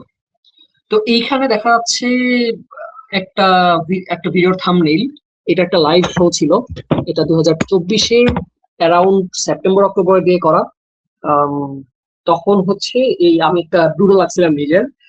আমি সুপার সুপার সুপার এক্সাইটেড ছিলাম to start Way of Kings, কারণ আমার ধারণা ছিল যে স্টর্মলাইট আর্কাইভ হচ্ছে কসমিয়ারের সব থেকে কি বলবো ডিসাইডিং একটা সিরিজ। এখানে গিয়ে সবকিছু শেষ হবে। 5টা বইয়ের মধ্যে হয়তো স্টর্মলাইট আর্কাইভের কাহিনী শেষ হয়ে যাবে, এবং স্টর্মলাইট শুরু করার আগে আমি ভাবছিলাম যে বাকি সব বই পড়ে ফেলতে হবে, কারণ নাহলে আমি কিছু মিস করে ফেলবো। তো সেটা করতে গিয়ে ট্রেস অফ দ্য এভারেল সি, যেটা আমার পড়া উচিত ছিল উইন্ড এন্ড ট্রুথের পরে, সেটা আমি আগেই পড়ে ফেলছি। তারপরে আমার ততদিন প্রকাশিত যা কিছু ছিল, মিস্টবর্নের সেকেন্ড এরা, ওয়ার ব্রেকার, আর্কানাম আনবাউন্ডেড, তারপর হচ্ছে মিস্টবর্নের ফার্স্ট এরা, এলান্ট্রিস, এভরিথিং আমার ততদিনে পড়া শেষ। মানে আমি ওইগুলো পড়া শেষ করা ছাড়া আমি Warbreaker, Way of Kings এ ঢুকতেছিলাম না। এবং সেই একটা দিন আমি প্রচন্ড প্রচন্ড এক্সাইটেড যে ওয়াও আমার সব পড়া হয়ে গেছে, এখন আমি ওয়ে অফ কিংস দিয়ে শুরু করবো। হ্যাঁ, এই এক্সাইটমেন্টটা খুব ওয়েল মেড হয়েছিল স্টর্মলাইট আর্কাইভ দ্বারা, কারণ যে স্টর্মলাইট আর্কাইভ হচ্ছে স্যান্ডারসনের বেস্ট টেস্ট কাজ বলা যায় যেতে পারে। সে যেভাবে লিখতে চাইছে, যত ব্যক্তি খরচ করে লিখতে চাইছে, সেটা সব থেকে ভালো মতো করতে পারছে স্টর্মলাইটে। 24 ডিসেম্বর নাগাদ আমার ওয়ে অফ কিংস শেষ হয়। 25 গিয়ে হচ্ছে, না সরি 24 না, হবে 23 সালে। 23 ওয়ে অফ কিংস, 24 হচ্ছে পরের দুইটা, 25 তার পরের দুইটা। তো এই 5টা বই হচ্ছে গত বছর নাগাদ শেষ হয়। তারপরে এসে হচ্ছে সিক্রেট প্রজেক্টস এর বাকি 3টা বই এই আজকে পর্যন্ত পড়ে শেষ করলাম, which are the Sunlit Man, Yumi and the Nightmare Painter, এবং Isle of the ember dark. এখানে আমি ফ্রুগাল উইজার্ডস কি জানি সার্ভাইভার কি একটা বই আছে, এটা আমি ঘুরতেছি, ওটা নাকি এতই বাজে, আমার একদমই আগ্রহ হচ্ছে না পড়তে, এবং ওটা না পড়লেও চলবে। যেমন অনেকে এটাকে এটাকে নোট করে দিই। অনেকে হচ্ছে ওটাকে মেইন ক্যাননের মধ্যে ধরতেছে না। কোথায় কোথায় কোথায়, হ্যাঁ এই যে এখানে রিডিং অর্ডারের মধ্যে কিন্তু নিচে 4টা বই দেওয়া আছে, কিন্তু ওখানে ফ্রুগাল উইজার্ড অ্যাড করা নাই। বাই দ্য ওয়ে, তুমি ফ্রুগাল উইজার্ড কিনছো মৃদুলা? তুমি এই বইগুলো হ্যাঁ, কবে নাগাদ আমি পড়তেছো? 4টাই কিনছি। আমি আমি না অ্যাকচুয়ালি আমার একটা ভিডিও করা আছে, ওটা আই গেস আমি 2 সপ্তাহ পরে আপলোড দিব। সেখানে হচ্ছে আমি বেসিক্যালি রিডিং অর্ডার বলছি। সো আমার প্ল্যান হচ্ছে বেসিক্যালি, এখন আপাতত তো স্টর্মলাইট আর্কাইভ পড়তেছি, তো সেটা শেষ করে এরপরে মেজবর সেকেন্ড এরা আবার পড়বো। এগুলো সব ভুলে গেছি। সো ওই সেকেন্ডটা পড়ে শেষ করে তারপরে লাস্টের জন্য হচ্ছে আমি সিক্রেট প্রজেক্ট গুলো রেখে দিয়েছি। সো আমি এক্স্যাক্টলি পাবলিকেশন অর্ডার ওয়াইজ যাচ্ছি তা না, কিন্তু যেহেতু সিক্রেট প্রজেক্ট হচ্ছে যে একদম লাস্টে বের হয়েছে, আই থিঙ্ক উইন্ড এন্ড হুম। ট্রুথের আগে দিয়ে বের হয়েছে, তো আমার মনে হচ্ছে যে মানে উইন্ড এন্ড ট্রুথ শেষ করে এরপর পড়লে বেটার হবে আর কি। আর অলসো আমি সিরিজের মাঝখানে অন্য বই পড়তে পারি না, আমার অনেক কেমন জানি প্যারা লাগে। না, সিক্রেট প্রজেক্টস আসলেই হচ্ছে উইন্ড এন্ড ট্রুথের পরে পড়া উচিত। আম, তারপরে অনেকের দ্বিমত থাকতে পারে, কিন্তু আমার মনে হয় যে সিক্রেট প্রজেক্টস এর নতুন কিছু মিউজিক সিস্টেম ইন্ট্রোডিউস হয়েছে, যেগুলো পরে এসে রিলেভেন্ট হয়, but until Wind and Truth সেগুলা প্রকাশ পায় না। সো দরকার নাই, উইন্ড এন্ড ট্রুথ পর্যন্ত পড়ে তারপরে সিক্রেট প্রজেক্টস পাওয়া দেওয়া যেতে পারে। আর তুমি কি মিস্টবোর্ন সেকেন্ড এরা রিডিট করবো বলতেছো? হ্যাঁ, আমি আসলে আমার কিছু মনে নেই তো, এটা তুমি করতে হবে। স্টর্মলাইট শেষ করো প্লিজ, তুমি স্টর্মলাইট শেষ করো। হ্যাঁ হ্যাঁ, মানে আমি স্টর্মলাইট শেষ করব, মানে আমি উইন্ড এন্ড ট্রুথ পড়ে এরপরে আমি হচ্ছে যে সেকেন্ড ইয়ারটা রিডিট দিব, তারপরে আমি সিক্রেট প্রজেক্ট ধরবো। ওকে ওকে ওকে। মানে আপাতত প্ল্যান এটা। সেকেন্ড এরাতে আচ্ছা, do you sometimes get overwhelmed, যে মানে মানে স্যার তো লিখেই যাচ্ছে, রিলিজ করেই যাচ্ছে, লাইক মাঝে মাঝে আমি চিন্তা করলে এত ওভারওয়েলমড হয়ে যাই যে মানে ও মাই গড, আমি তো জীবনেও মনে হয় ক্যাচ আপ করতে পারবো না। তার উপর একটা হচ্ছে আমার ভুলে যাওয়ার অভ্যাস, তারপর হচ্ছে রিডিট দিয়ে দিতে আমি আমার অর্ধেক জীবন পার করে দিচ্ছি। So it's like sometimes I get very overwhelmed. আমার তো শেষ। থাক, আমারও টাইম আসবে, সমস্যা নেই। মানে আমি বিশ্বাস করতে পারতেছি না যে মানে এক্স্যাক্টলি তোমার যে প্রশ্ন, যে স্যান্ডারসন লিখেই যাচ্ছে প্রতি বছর ধামাধাম 3টা 4টা করে বই বের করতেছে, তার বই দুনিয়াতে পড়ে শেষ করা সম্ভব কেমনে? But I did cause Yes, you did it. And it's like, মানে আমি যেরকম, আমি এখন পর্যন্ত যতটুকু পড়ছি আমার 4 বছর লাগছে। মানে 4 বছর is a long time if you think about it. And the fact একটা পুরো ওয়ার্ল্ডে ডেডিকেট করার মানে ডেডিকেটেড হওয়ার জন্য মানে I I as a fan or you as a fan or everyone, they're investing so many years of their life into this. You know, but তাও তো শেষ হচ্ছে না মানে ইটস লাইক আপনি তো ক্যাচ আপ হয়ে গেছে এখন আরেকটা বের করলে সেটা পড়বেন এরকম কিন্তু I am thinking about the people যারা মাত্র স্টার্ট করতেছে you know because live adaptation আসতেছে আই এম প্রিটি শিওর অনেকেই হচ্ছে যে মাত্র ইন্ট্রোডিউস হচ্ছে এটার সাথে I am pretty sure movie বের হইলে বা সিরিজটা বের হইলে অনেকে এরপর আবার বইটা শুরু করবে তো ওদের তখন কি অবস্থা হবে you know like what are they going to do and এটা আবার মানে এমসিইউ না যে তুমি মুভি দেখে ফেলবা 30টা মুভি পর পর দেখে ফেলা যাবে নো বই পড়তে হবে তো আমার এখন এসে আম হ্যাপি যে ক্যাচ আপ করে ফেলছি 28টা বই পড়া হয়েছে কিন্তু সামনে অলমোস্ট 15-16টা বই বাকি আছে প্রকাশ হওয়া এবং এই মানুষটা ইনসেইন ব্রেন্ডন স্যান্ডারসন সে হচ্ছে গিয়ে একদম শেষ পর্যন্ত প্ল্যান করে ফেলে রাখছে যে কোথায় গিয়ে শেষ I হবে know for a fact that he has everything planned because I remember আমি একবার তার একটা ইন্টারভিউ দেখতেছিলাম তাকে জিজ্ঞেস করছে যে মানে তোমার কি মনে হয় শেষ করতে তোমার কত বছর লাগবে মানে how old will you be and Sanderson was like I will be I think he said 72 and তখন সবাই বলছিল যে it's very precise he could have said 70 একটা round figure he said 72 but that means he has everything planned হ্যাঁ তাছাড়া ও by the way secret প্রজেক্টের গল্পটা বলে নিই এখন মানে উই নো যে সে প্যান্ডেমিকের সময় এই সিক্রেট প্রজেক্টের বইগুলা বের করছিল তো ওখানে কিন্তু তার প্ল্যান ছিল যে আমি এই বছরে 1 বছরে 4টা বই লিখবো এবং সে ওই 4টা বইয়ের জন্য প্রেসাইসলি মানুষের কাছ থেকে অগ্রিম টাকা নিছে কারণ প্যান্ডেমিকে ধূপ করে হচ্ছে গিয়ে বইয়ের পাবলিকেশন থেকে শুরু করে এভরিথিং অনিশ্চিত হয়ে বসছে টাকা পয়সা সো সে তখন তার ভালো রেপুটেশন আছে because until Words of Rhythm of War স্টর্মলাইটে 4টা বই পর্যন্ত মোটামুটি অনেকগুলো বই তার প্রকাশিত হয়ে গেছে একটা রেপুটেশন আছে মানুষকে ব্লাইন্ডলি ট্রাস্ট করতে বলছিল যে তোমরা আমাকে টাকা পাঠাও আমি এই টাকা দিয়ে বই লিখবো এবং বই লিখে তোমাদের কাছে একদম প্রথম কপিগুলো পাঠিয়ে দেবো so that was the secret project সে এই বছরে 2020 সালে পরপর 4টা বই লিখে এবং সেই 4টা বই সে প্রথম কপিগুলো হচ্ছে যারা আগে থেকে টাকা দিচ্ছিল তাদের কাছে পৌঁছে দেয় with so many other merchandises and কি বলবো মানে গিফটস এবং এইটা করে হচ্ছে কি সিক্রেট প্রজেক্ট থেকে বাই দা ওয়ে দুনিয়া আরো এক্সপ্যান্ড হয় আমি এটা বিশ্বাস করতে পারতেছি না যে এত দিন যথেষ্ট একটা বড় দুনিয়া ছিল সেটাকে আরো বড় করছে আরো নতুন ম্যাজিক আনছে এবং আই লাভ দ্য এম্বার ডার্কে এসে by the way Emberdark শব্দটার মানে কিন্তু it's another word for shade mark এগুলো তুমি সেদিন আস করতেছে শেডস মারে কারা ওয়ার্ল্ড হপিং করে এই ওয়ার্ল্ড হপিং এর মানে তুমি এই মুহূর্তে ওয়ার্ল্ড হপিং সম্পর্কে জানো যে মানুষ বিদেশে যায় বাট এম্বার্ডারকে এসে দেখতে পাবা যে মানুষ কিভাবে পুরা ফ্লাইট সিস্টেম চলতেছে সারা দুনিয়াতে my god I can't even imagine like the amount of creativity it takes for someone to think and create this whole thing but I could never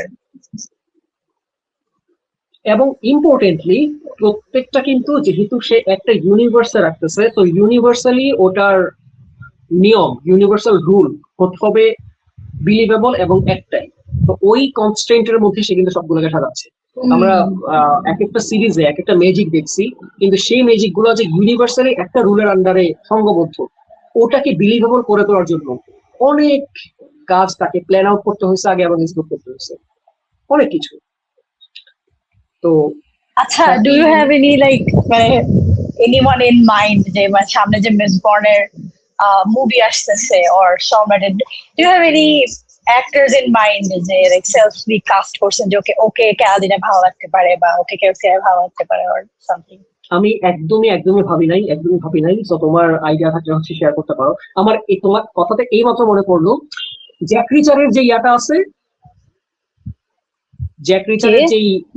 Jack রিচারের যে অভিনেতাটা আছে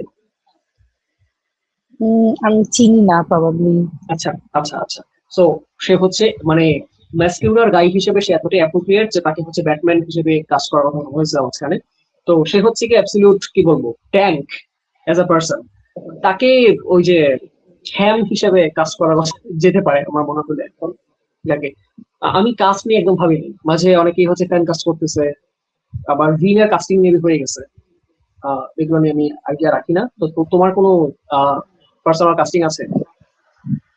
হ্যাঁ মানে আমার হচ্ছে ওকে সো ফর ভিন আমি হচ্ছে জেনা অর্টেগা।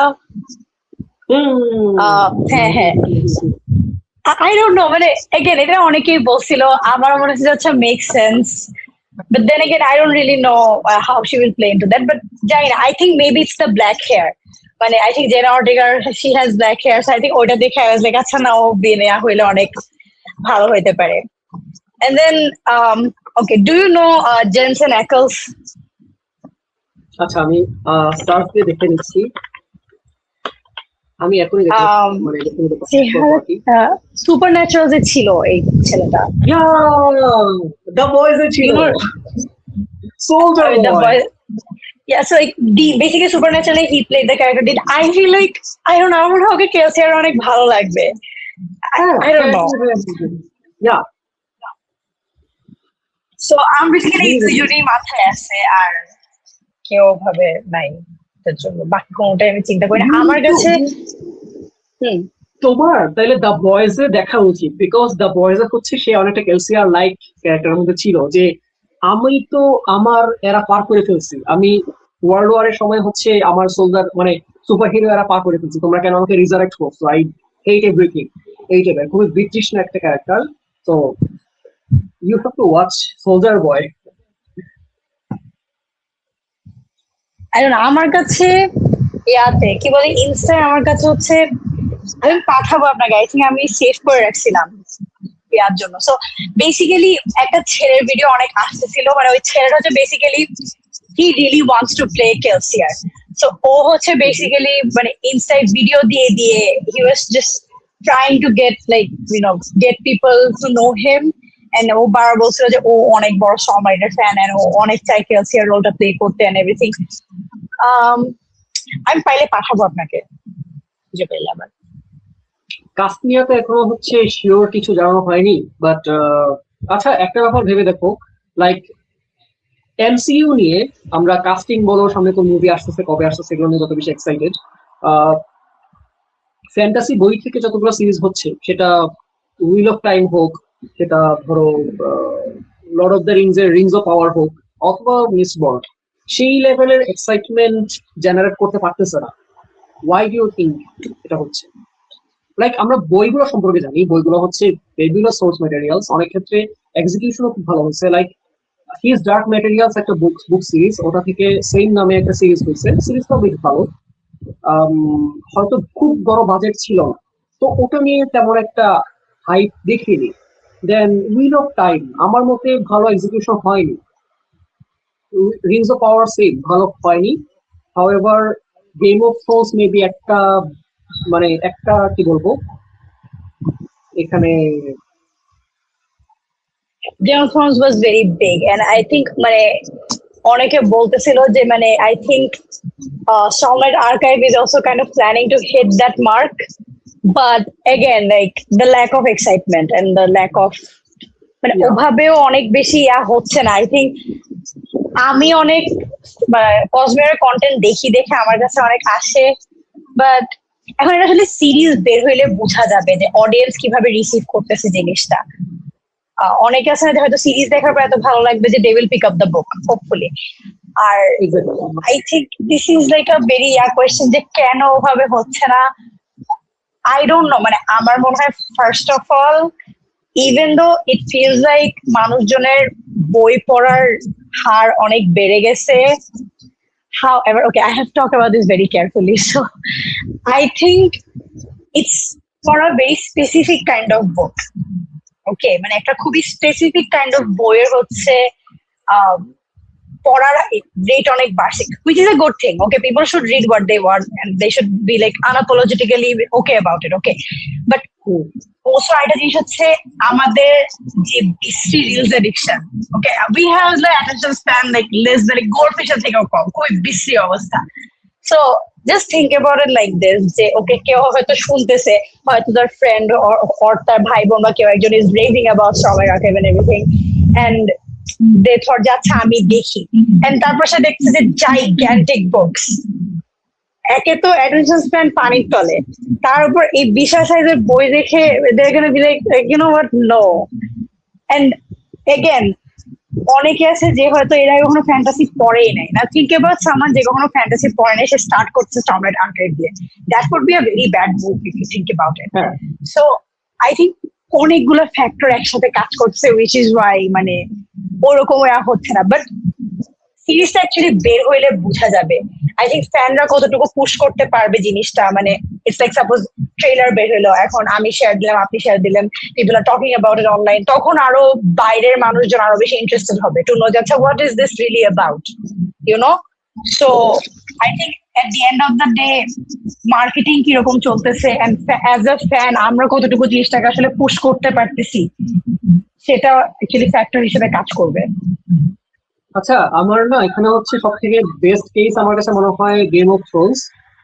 মার্কেটিং এর বাজেট কেমন কাজ করতেছে বা আমরা কেমন পুশ করতেছি সেটার থেকে বড় কথা হচ্ছে মানুষজন কিভাবে নিচ্ছে বা মানুষের চোখে কতটা ভালো হচ্ছে। লাইক টাকা তো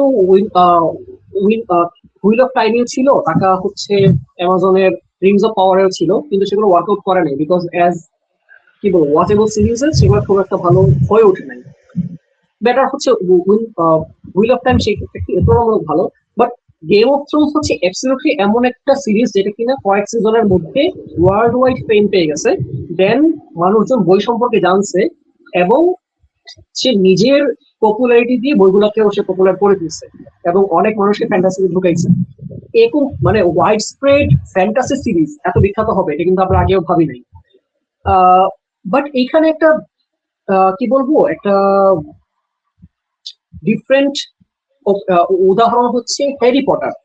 বইটা তুমুল জনপ্রিয় ছিল, তারপরে মুভিগুলো আসা শুরু করছে এবং মুভিগুলো ইভেন্চুয়ালি জনপ্রিয় হয়েছে, বাট বইগুলোই এখনো বেশি জনপ্রিয় মুভি সিরিজ, মানে মুভি সিরিজটা চাইতে।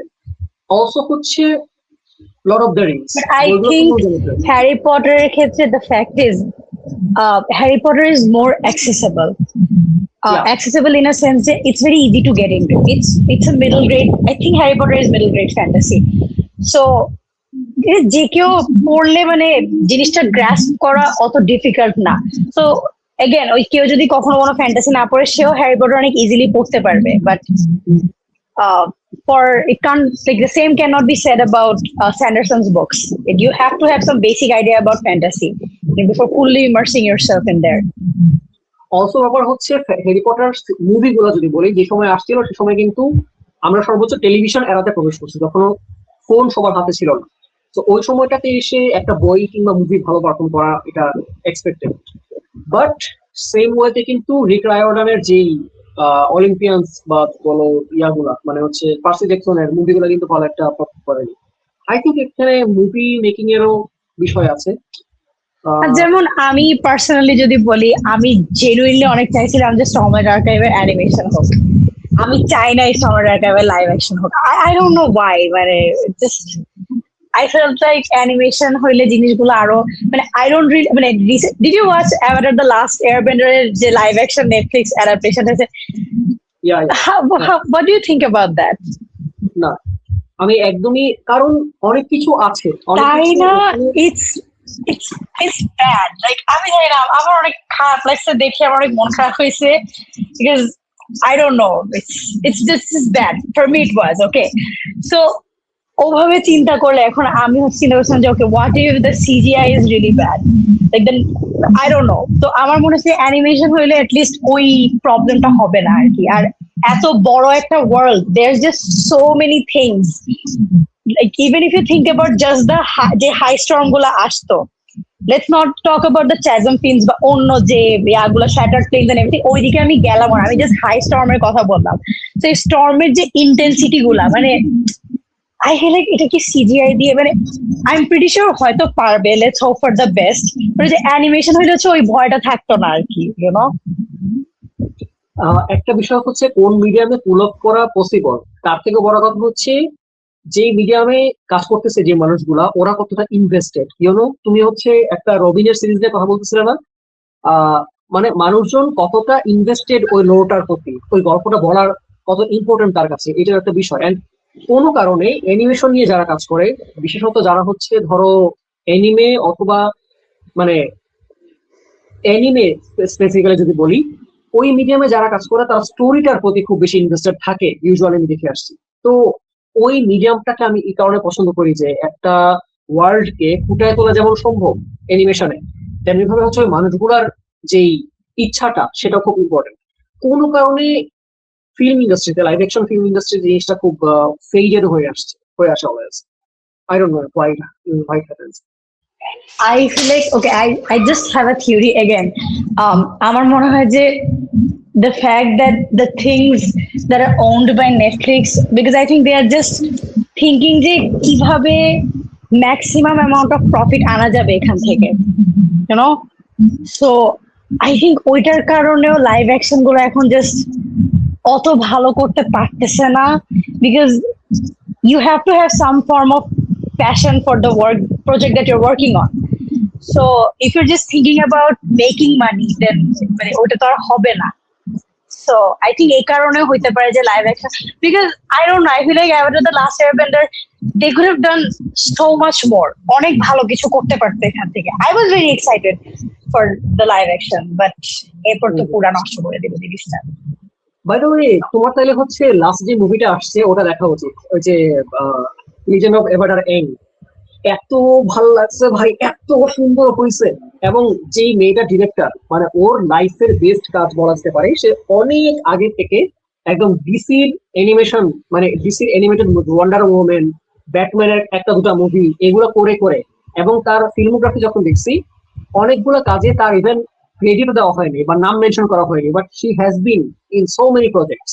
এবং সে নিজে ডিরেক্টর হিসেবে বোধহয় লাইফে দুটা বা তিনটা কাজ করছে। তার মধ্যে লাস্ট এবং সব থেকে বেস্ট কাজ হচ্ছে এভাটার এং এর যে লাস্ট মুভিটা, যেটা কিনা লিক হয়ে সর্বনাশ করে দিল। এটা হচ্ছে মোস্ট বিউটিফুল একটা ফ্যান্টাসি সিরিজ আমার দেখা। তুমি এটা ইমিডিয়েটলি দেখে নিও, ইটস এভরিওয়্যার। আমি না অ্যাকচুয়ালি অনেক এডিট দেখছি, আমি মুভিটা দেখা হয় না, দেখতে হবে। আমি অ্যাকচুয়ালি ভাবতেছিলাম যে আমি এবারে দ্য লাস্ট এয়ারবেন্ডার আবার রিওয়াচ করবো, বিকজ জানি না, আমার কাছে রিসেন্টলি অনেক রিল আসতেছিল। And এটা হয় মানে যে কোনো কিছু যেটা আমি অনেক আগে দেখছি সেটা নিয়ে আমার কাছে রিল আসছে, আমার মনে হয় যে যাই আবার দেখে। যেমন রিসেন্টলি আমার কাছে হচ্ছে অনেক মিসবর্ন ফার্স্ট এরা পড়তেছে এরকম রিয়াকশন ভিডিও আসতেছিল, তখন আমার মনে হয়েছে যে যাই গিয়ে আবার পড়ে আসি। But then I was like না, আমার তাহলে অনেক দেরি হয়ে যাবে পুরো শেষ করতে, আমি খালি রিড করে করে কাটা দিতে পারবো না। সো দেখা যাক। আমি মিসবর্ন ফার্স্টার রিড করবো, বিকজ মিসবর্ন ফার্স্টারের মতো ওয়েল রিটেন এবং ওয়েল কি বলবো ক্যারেক্টার গুলোকে সময় দেওয়া বই আমার মানে পড়া কমই ছিল। এবং এটা তো খুব বেশি না, তিনটা বই 600 পাতা। আমরা স্ট্রবেরির একটা বই পড়ছি 1000 পাতা, তো প্যারা হবে না। এবং একটা ব্যাপার কি যে আমি যেটা নিয়ে একটু আক্ষেপ করতেছি যে লাস্টের দিকে রিসেন্ট বইগুলোতে আর কি স্যান্ডারসন ম্যাজিক সিস্টেমটাকে প্রতিষ্ঠিত করার জন্য বেশি মনোযোগ দিচ্ছে, যতটা না সে আগে ক্যারেক্টার গুলাকে এবং এক একটা স্টোরির প্রতি খুব মনোযোগ দিত। তোমাকে একটা গল্প মনে করে দেয়, ইউ রিমেম্বার ওই যে ভিনের যে কানের দুল, ওটার গল্পটা? ওর ভাই দিছিল, ওর মায়ের কানে দুলছিল প্রবাবলি, দ্যাটস হ্যাঁ দ্য হ্যাঁ, অনলি না, ডিটেল দ্যাট আই রিমেম্বার। ওর মা কানের দুলটা দিছিল কিলিং হার ইয়াঙ্গার সিস্টার, মনে পড়ছে? মাই গড, না ভুলে গেছি। আচ্ছা, তাইলে আমার মনে হয় এইটার কানের দুলটার যে সিগনিফিকেন্স 3 বই পরে এসে বের হয়, সেটা তোমাকে মেনশন না করলেও চলবে। আই ব্যাপার থিঙ্ক হচ্ছে, ওটা কি আমি বলি কোন একটা লাইক কোন একটা স্পাইক হিসেবে কাজ করছিল কিছু একটা, খুবই ভাষা ভাষা মনে আছে। ইয়েস ইয়েস, হ্যাঁ, that was a I hemalurgic think spike. হ্যাঁ। তো আচ্ছা, এখন ব্যাপারটা দেখো, এটা একটা হ্যামারজিক স্পাইক। এটা রুইনের ইনফ্লুয়েন্সে তার মা কাজটা করছে, সেটা হচ্ছে এই ম্যাজিকের একটা ইম্পর্টেন্ট বিষয়। মানে ম্যাজিক কেমনে কাজ করতেছে সেটা, সেই দিক থেকে এটা ইম্পর্টেন্ট। কিন্তু আমি যখন প্রথম বইটা পড়তেছি তখন কিন্তু আমি এত কিছু জানি না। এজ আ রিডার আমি দেখলাম যে দুনিয়াটা এতটাই ব্রোকেন যে সেখানে মানুষগুলোর মন ভেঙে গেছে।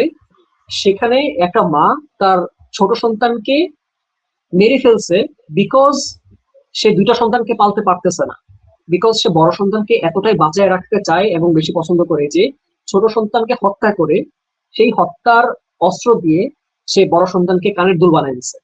এতটা ফকড আপ একটা দুনিয়া। এই জিনিসটা হচ্ছে অ্যাজ আ রিডার আমাকে ওই মানে ধাক্কা দিয়ে ঢোকাবে সেই দুনিয়ার মধ্যে।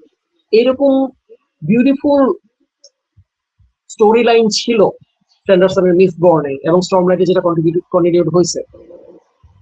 কিন্তু তুমি চিন্তা করো যে প্রথম গল্পটা বাদ দিলাম, অ্যাজ আ রাইটার আমি শুধু দ্বিতীয় জায়গাটাতেই ফোকাস করলাম যে হ্যাঁ এটা একটা হ্যামারাজিক স্পাইক, এটা এইভাবে কাজ করে এবং এটার কারণেই বিনের এই হবে সেই হবে।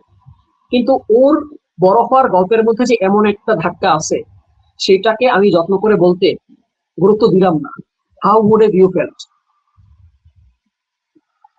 বাট মানে এটা তো খালি মানে অ্যাকচুয়ালি মিসড বর্ন, এটা অ্যাকচুয়ালি সবকিছুর ক্ষেত্রেই অ্যাপ্লিকেবল না, যে as a I think it depends on how you as a reader perceive works, you know, যে মানে you can either read it like একটা পার্ট অফ প্লট, যে ওকে এটা এইভাবে প্লটটাতে এইভাবে কন্ট্রিবিউট করছে and that's it, or you can just think, like sit down and think, because I don't know if you do this, but আমি এরকম মাঝে মাঝে হয় যে আমি বই পড়তেছি and then মাঝে মাঝে একটু পরে আমি বন্ধ করে চিন্তা করি যে ওকে দিস হ্যাপেন, সো এটা এখন এই ক্যারেক্টারটাকে কিভাবে ইনফ্লুয়েন্স করবে, বা এই জিনিসটা এখন এই ক্যারেক্টার থিঙ্কিংটাকে কিভাবে শেপ করতেছে।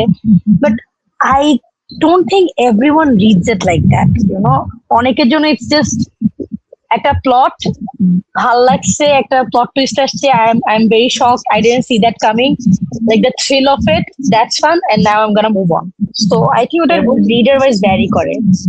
না, তুমি যেটা বললা যে রিডার ইন জেনারেল এবং ফ্যান্টাসি রিডার, এই ভেরিয়েশনটা ওকে, কিন্তু রিডারকে অ্যাপ্রোচ করতে না পারলে একটা গল্প সে ফ্যান্টাসি রিডারকে অ্যাপ্রোচ করতে পারবে আশা করা ঠিক না, বিকজ অ্যাজ আ স্টোরি সেটা হচ্ছে ভালো হইতে হবে আগে।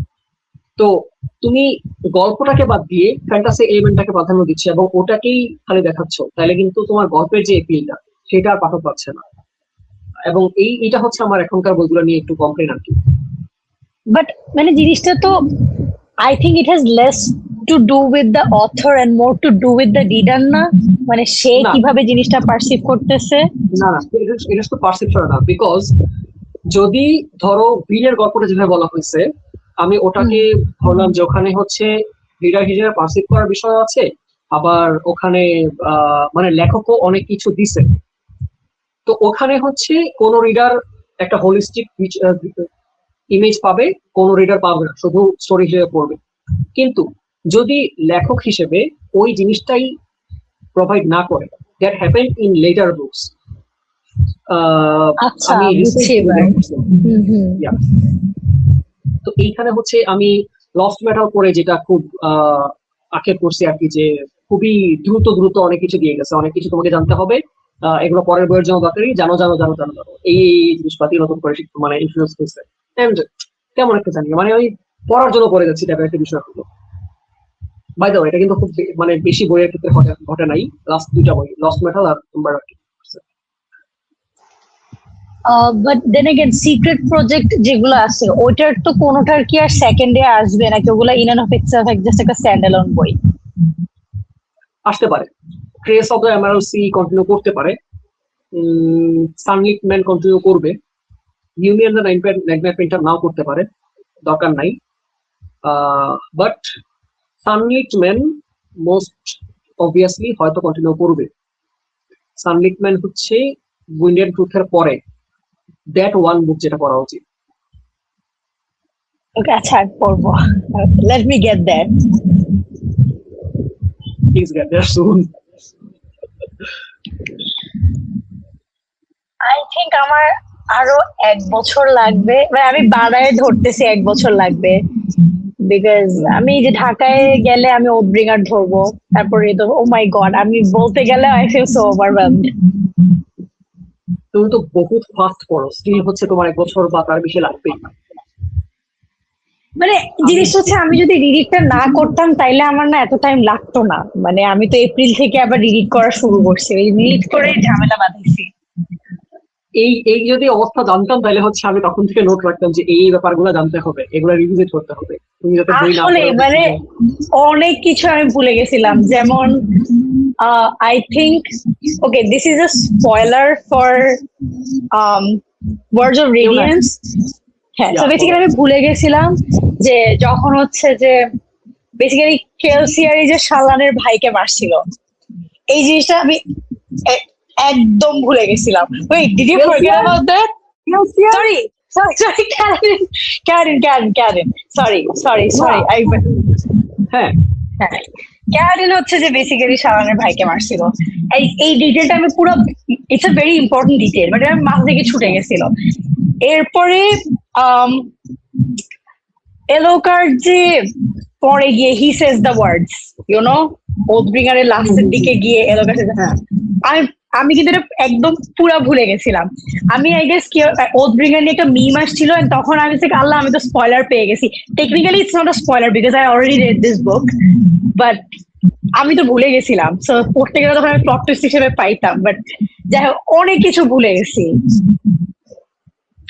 ভাই বিশাল ঝামেলা। মানে তোমার যে কেমনে হচ্ছে কি ট্র্যাকে রাখবো, বিকজ এই ব্যাপারগুলো তো হচ্ছে দরকারি, এগুলো হচ্ছে মানে পরে আবার ইম্পর্টেন্ট হয়ে ফিরে আসে। এন্ড আমি এখনো ক্লিয়ার না যে শেলানের যে ভাইটাকে মানে ক্যালোরিন ফেস করছিল ব্যাটল গ্রাউন্ডে, সে কেন এমআরএমের বাহিনীতে যুদ্ধ করছে, সে একটা মানে শার্ট শার্ট ব্লেড কি করে পাইলো, এগুলো আমি এখনো ক্লিয়ার না, যদিও এগুলো ক্লিয়ার করা হয়েছে, বাট আমি ওই জিনিসগুলো ক্লিয়ার না। তোমার ক্ষেত্রে ঝামেলা হচ্ছে তুমি ক্লিয়ারলি বোঝো যেন ভুলে যাও। হ্যাঁ, এটা একটা ঝামেলা। আমি মাঝখানে একবার ভাবছিলাম নোট নেওয়া শুরু করব, পরে আর এত ধৈর্য ছিল না। মানে আমার মনে হচ্ছে যে আমি তো এনজয়মেন্টের জন্য পড়তেছি, এর মধ্যে এত সিরিয়াসলি নোট টোট নিয়ে পুরা এনজয়মেন্টটা নষ্ট করার কি দরকার। এই জন্য অলসো আই ফিল লাইক মানে স্টর্মের আর্কাইভের ক্ষেত্রে না এত কিছু মনে রাখা সম্ভব না। মানে লাইক বইগুলো ইজ লাইক হিউজ। আমার মনে হয়েছে যে যদি পরে কিছু আবার ফার্স্ট বই থেকে কোন একটা রেফারেন্স যদি ফিফথ বইতে টানে, আই এম প্রিটি শিওর কিছুটা হলেও মনে করাই দিবে, because I think the author himself also knows it's impossible to remember like every single detail. Maybe দেখা যাক। ওহ, আই লাভ দ্য এম্বারডার হচ্ছে আজকেই শেষ করলাম।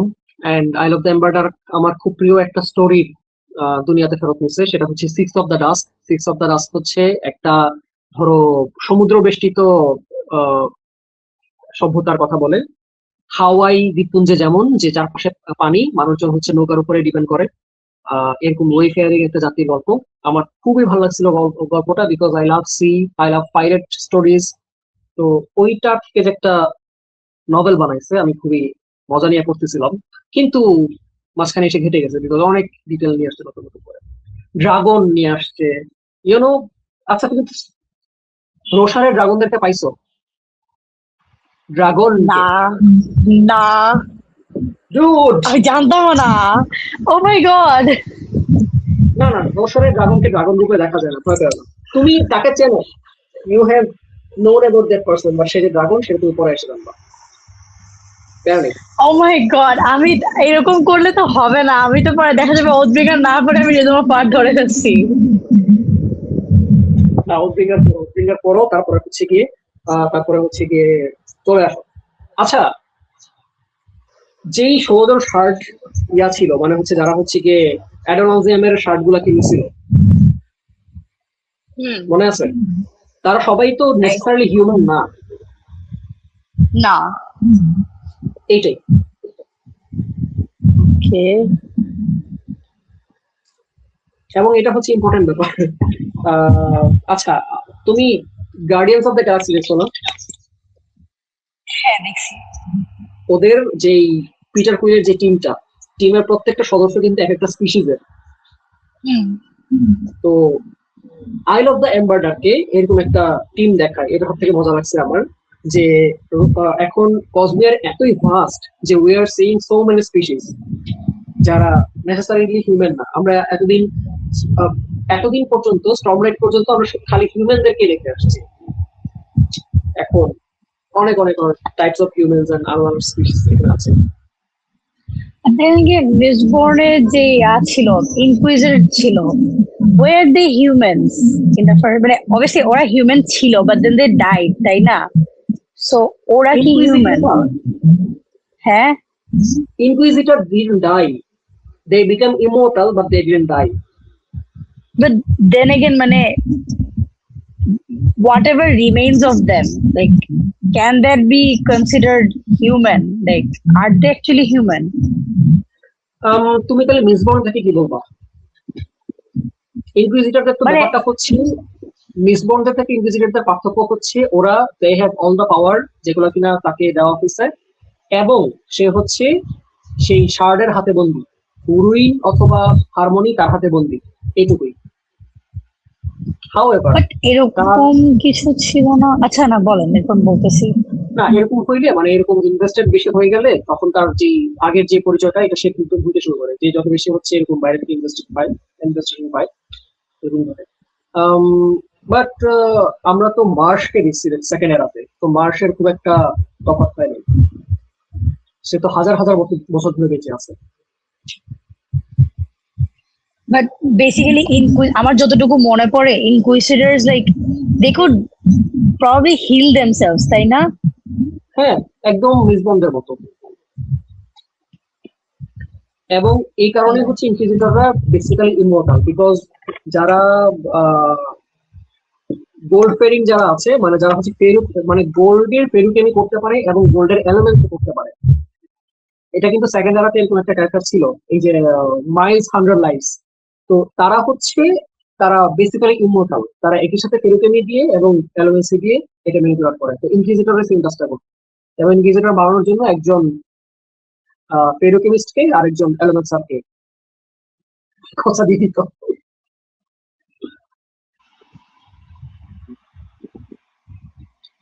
মজার ব্যাপার হচ্ছে আমি ভুলে গেছি অনেক কিছু। হেমালার তো মনে আছে। এই তো এইটাই। তো সামনের দিকে হচ্ছে আমরা এক একটা ওয়ার্ল্ডের ইয়া করতে পারবো আর কি, এই যে মানে এক ওয়ার্ল্ডের ম্যাজিক সিস্টেম আরেক ওয়ার্ল্ডের ম্যাজিক সিস্টেমের উপরে কিভাবে কাজ করে এগুলো আমরা দেখতে পাবো। বাই দ্য ওয়ে, হাইস্ট্রম হচ্ছে কোনো জানলাম নাই। হ্যাঁ, আমি দেখছি বাইরে বিদ্যুৎ চমকাচ্ছে যে। তুমি ইয়াটা মানে স্ট্রমলাইট আর্কাইভ একবারে শেষ করে ফেলো, শেষ করে তারপরে হচ্ছে বাকি বইগুলোতে আসো, বিকজ স্টর্মলাইটের সিরিজটা এত মারাত্মক ওভার পাওয়ার্ড যে ওটা পড়লে একটা লিথার্জি আসে, এবং তারপরে বইগুলো অ্যাকচুয়ালি ওটাকে আবার একটু কমায় আর কি।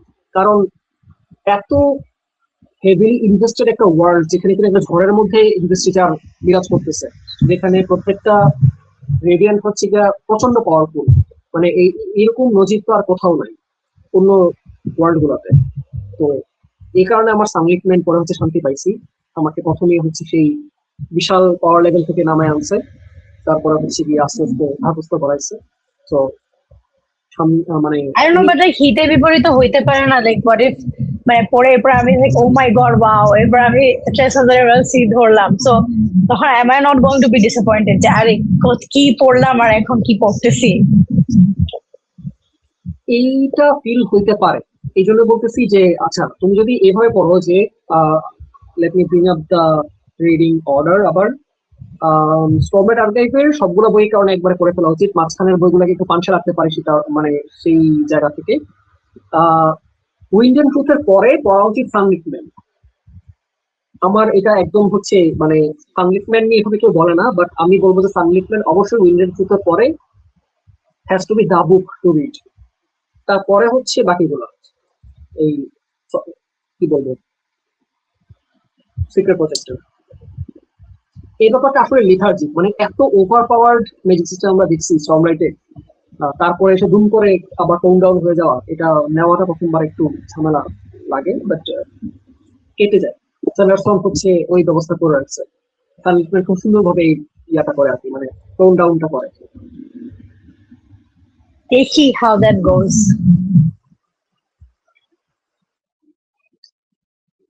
ওকে, আমরা অলরেডি স্যাটারডে ঢুকে গেছি আমাদের।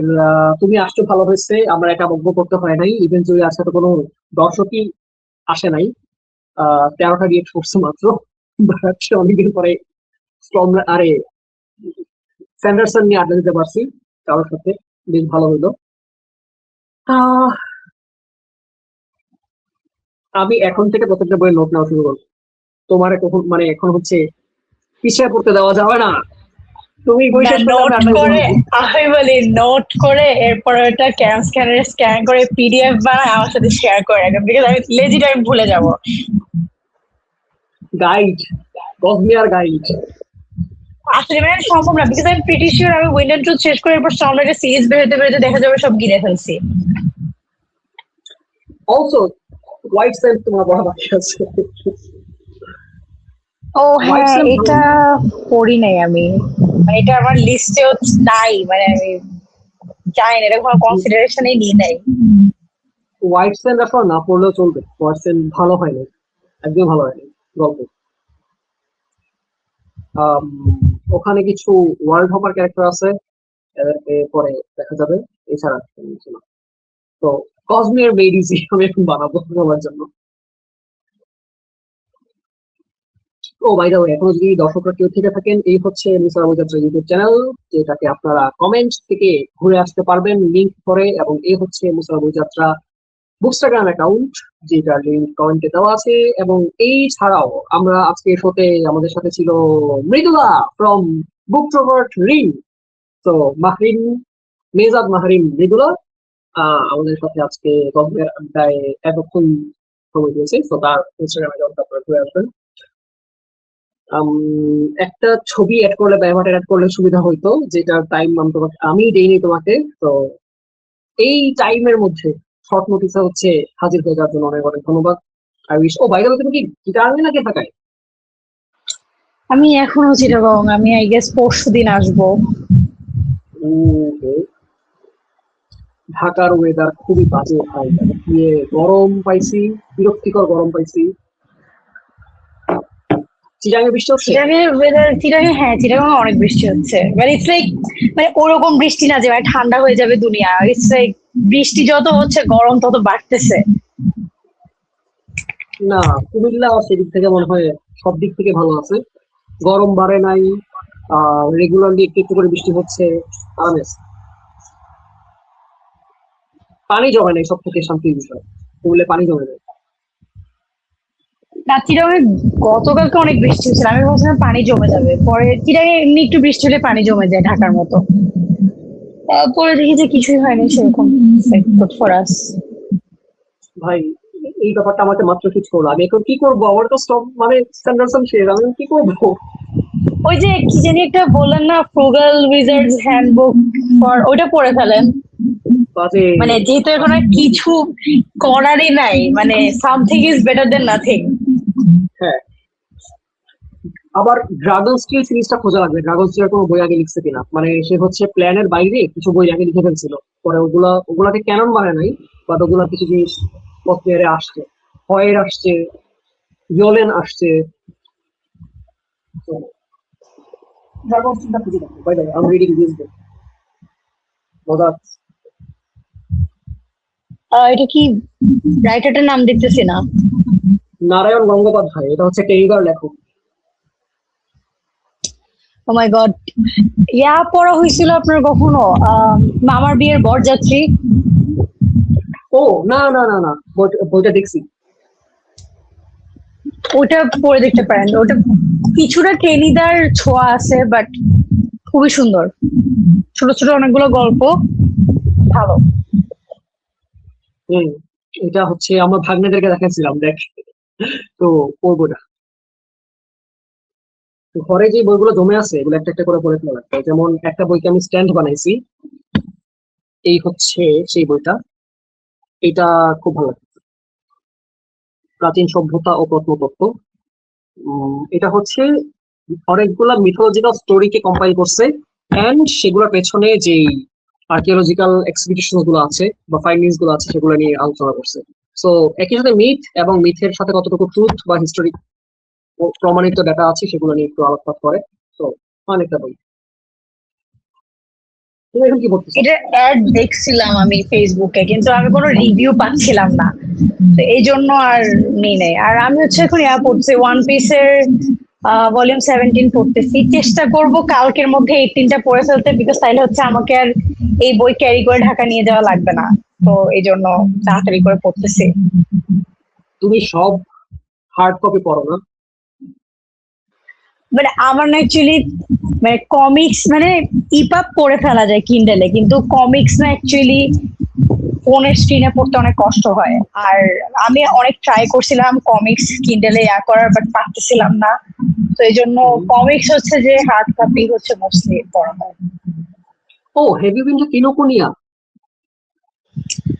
আমি আর আমার রুমমেট যাবো ভাবছিলাম, পরে না মানে দাম দেখে মনে হয়েছে যে গিয়ে কি করব, গেলে মন খারাপ হবে, এর চেয়ে না যাওয়াই ভালো। চাই নাই, যাবো মানে আর পরে যাবো। ওদের একটা কর্নারই আছে মাঙ্গা এবং কমিক্স এর ওখানে। মানে আমি তো কষ্ট পাবো না, আমি ঘেটে ঘুটে দেখে পড়ে দেখে আসছি।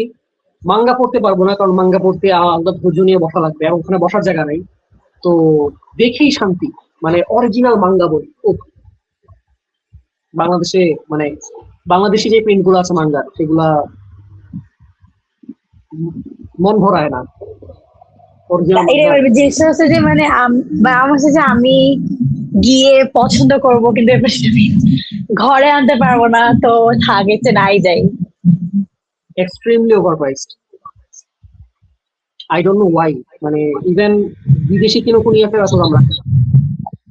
না মানে আই থিঙ্ক ওই যে ইউকে প্রিন্টের জন্য মানে Maybe সূচনা আপু true. কয়েকদিন আগে এটা নিয়ে কথা বলছিল, আমারও মনে হচ্ছে সেম জিনিস, যে একই বই আমি অ্যামাজন ইন্ডিয়া থেকে অরিজিনালি সেম বই আমি আরো অনেক কম প্রাইসে আনাইতে পারবো।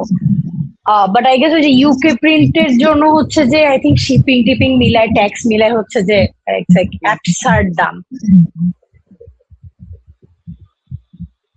I see. কি আর করা। ওইটা হচ্ছে মানে কিনোকুনিয়া জায়গাটাই হচ্ছে একদমই অন্য ক্লাসের মানুষের জন্য। একদম ওখানের যেই যাওয়ার রাস্তা থেকে শুরু করে এভরিথিং। আমি এটা নিয়ে ব্লগ বানাবো, because I went via train. কমলাপুরে উঠে 50 টাকা টিকিট কাটছিলাম, যেটা হচ্ছে এয়ারপোর্টে যাওয়ার মানে টিকিট। এয়ারপোর্টে নামছি, রাস্তাটাই খুবই নোংরা। এবং নামার পরে এয়ারপোর্ট স্টেশনে আমি আগে কখনো নামি নাই। এয়ারপোর্ট স্টেশন হচ্ছে আমার দেখা বাংলাদেশের সব থেকে নোংরা একটা স্টেশন, সব থেকে ক্রাউডেড। তারপরে যে রাস্তাটা মানে জাস্ট রাস্তার এই পারে স্টেশন, রাস্তার ওই পারে হচ্ছে সেন্টার পয়েন্ট। রাস্তাটাই প্রচন্ড ভাঙাচোরা এবং রিস্কি। আমি মানে যেই ওভারপাস দিয়ে পার হয়েছি, এমন নোংরা ওভারপাস আমি সচরাচর পাই নাই। মানে ওইখানে until I stepped into centre point, আমার কাছে পুরো রাস্তাটাই ছিল হচ্ছে গিয়ে বাংলাদেশিরা যা কিছু সবসময় ফেস করে আসে, যে হার্ডশিপের মধ্যে আমরা সার্ভাইভ করি, তার এক্সট্রিম চেহারা। দেন দেয়ার ওয়াজ সেন্টার পয়েন্ট, যেখানে পা দিয়েই মনে হয়েছে আমাদের মিসফিট। আমি এখানে এই রাস্তা পার করে কেন আসছি? If I was a tourist, আমি একটা মানে টুরিস্ট ট্যুরে গেলে বিদেশে যে পরিমাণ প্রিপারেশন থাকে, যে একটা মাইন্ডসেট থাকে, সেই সেই মাইন্ডসেট নিয়ে সেন্টার পয়েন্টে পা দিলে কথা ছিল। অথবা আমি যদি ধরো ডলারে খরচ করতে পারতাম গিয়ে, তাহলে এক বিষয় ছিল। বাট খুবই হচ্ছে মানে দেখা লাগছে নিজের কাছে। বাট আই ওয়াজ হ্যাপি শেষ পর্যন্ত। বই দেখছি, বই দেখে চলে আসছি। ওখানে সব থেকে কম দামি বইটাও ছিল 2000 টাকা ন্যূনতম। Oh my God. তো আজকে বিদায় নেই, এটলিস্ট লাইফ থেকে বিদায় নেই। যারা এই পর্যন্ত ছিলেন, এখন জিরো ভিউয়ার্স দেখতে পাচ্ছি। সো বেসিক্যালি আমাদের সাথে কোনো ভিউয়ার্স নাই। বাট যারা যতটুকু ছিলেন তাদেরকে ধন্যবাদ সহায় থাকার জন্য। আজকের লাইভ পরেও যারা এসে দেখবেন, যদি এই বইগুলো পড়তে আগ্রহী হন, দেন এনি টাইম আমাকে নক করতে পারেন এই সিরিজ সম্পর্কে আড্ডা দেওয়ার জন্য। অলসো মৃদুলা তো আছেই। কোথায়? এই যে স্ক্রিনে যা কোনটা দেখতে পাচ্ছি, এই হচ্ছে মৃদুলা। আর মৃদুলার এই হচ্ছে ঠিকানা। আমার মতো ফ্রিকুয়েন্টলি হয়তো মেসেজের রিপ্লাই দিবে না, বাট শি ইজ দেয়ার। তো মাঙ্গা এন্ড এনিমে নিয়ে আড্ডা দেওয়ার জন্য আই গেস মৃদুলাকে সবাই অ্যাপ্রোচ করতে পারে, রাইট? ওকে, আমরা লাইভ থেকে এখন বিদায় নিচ্ছি। Stay tune. শুভরাত্রি সবাই।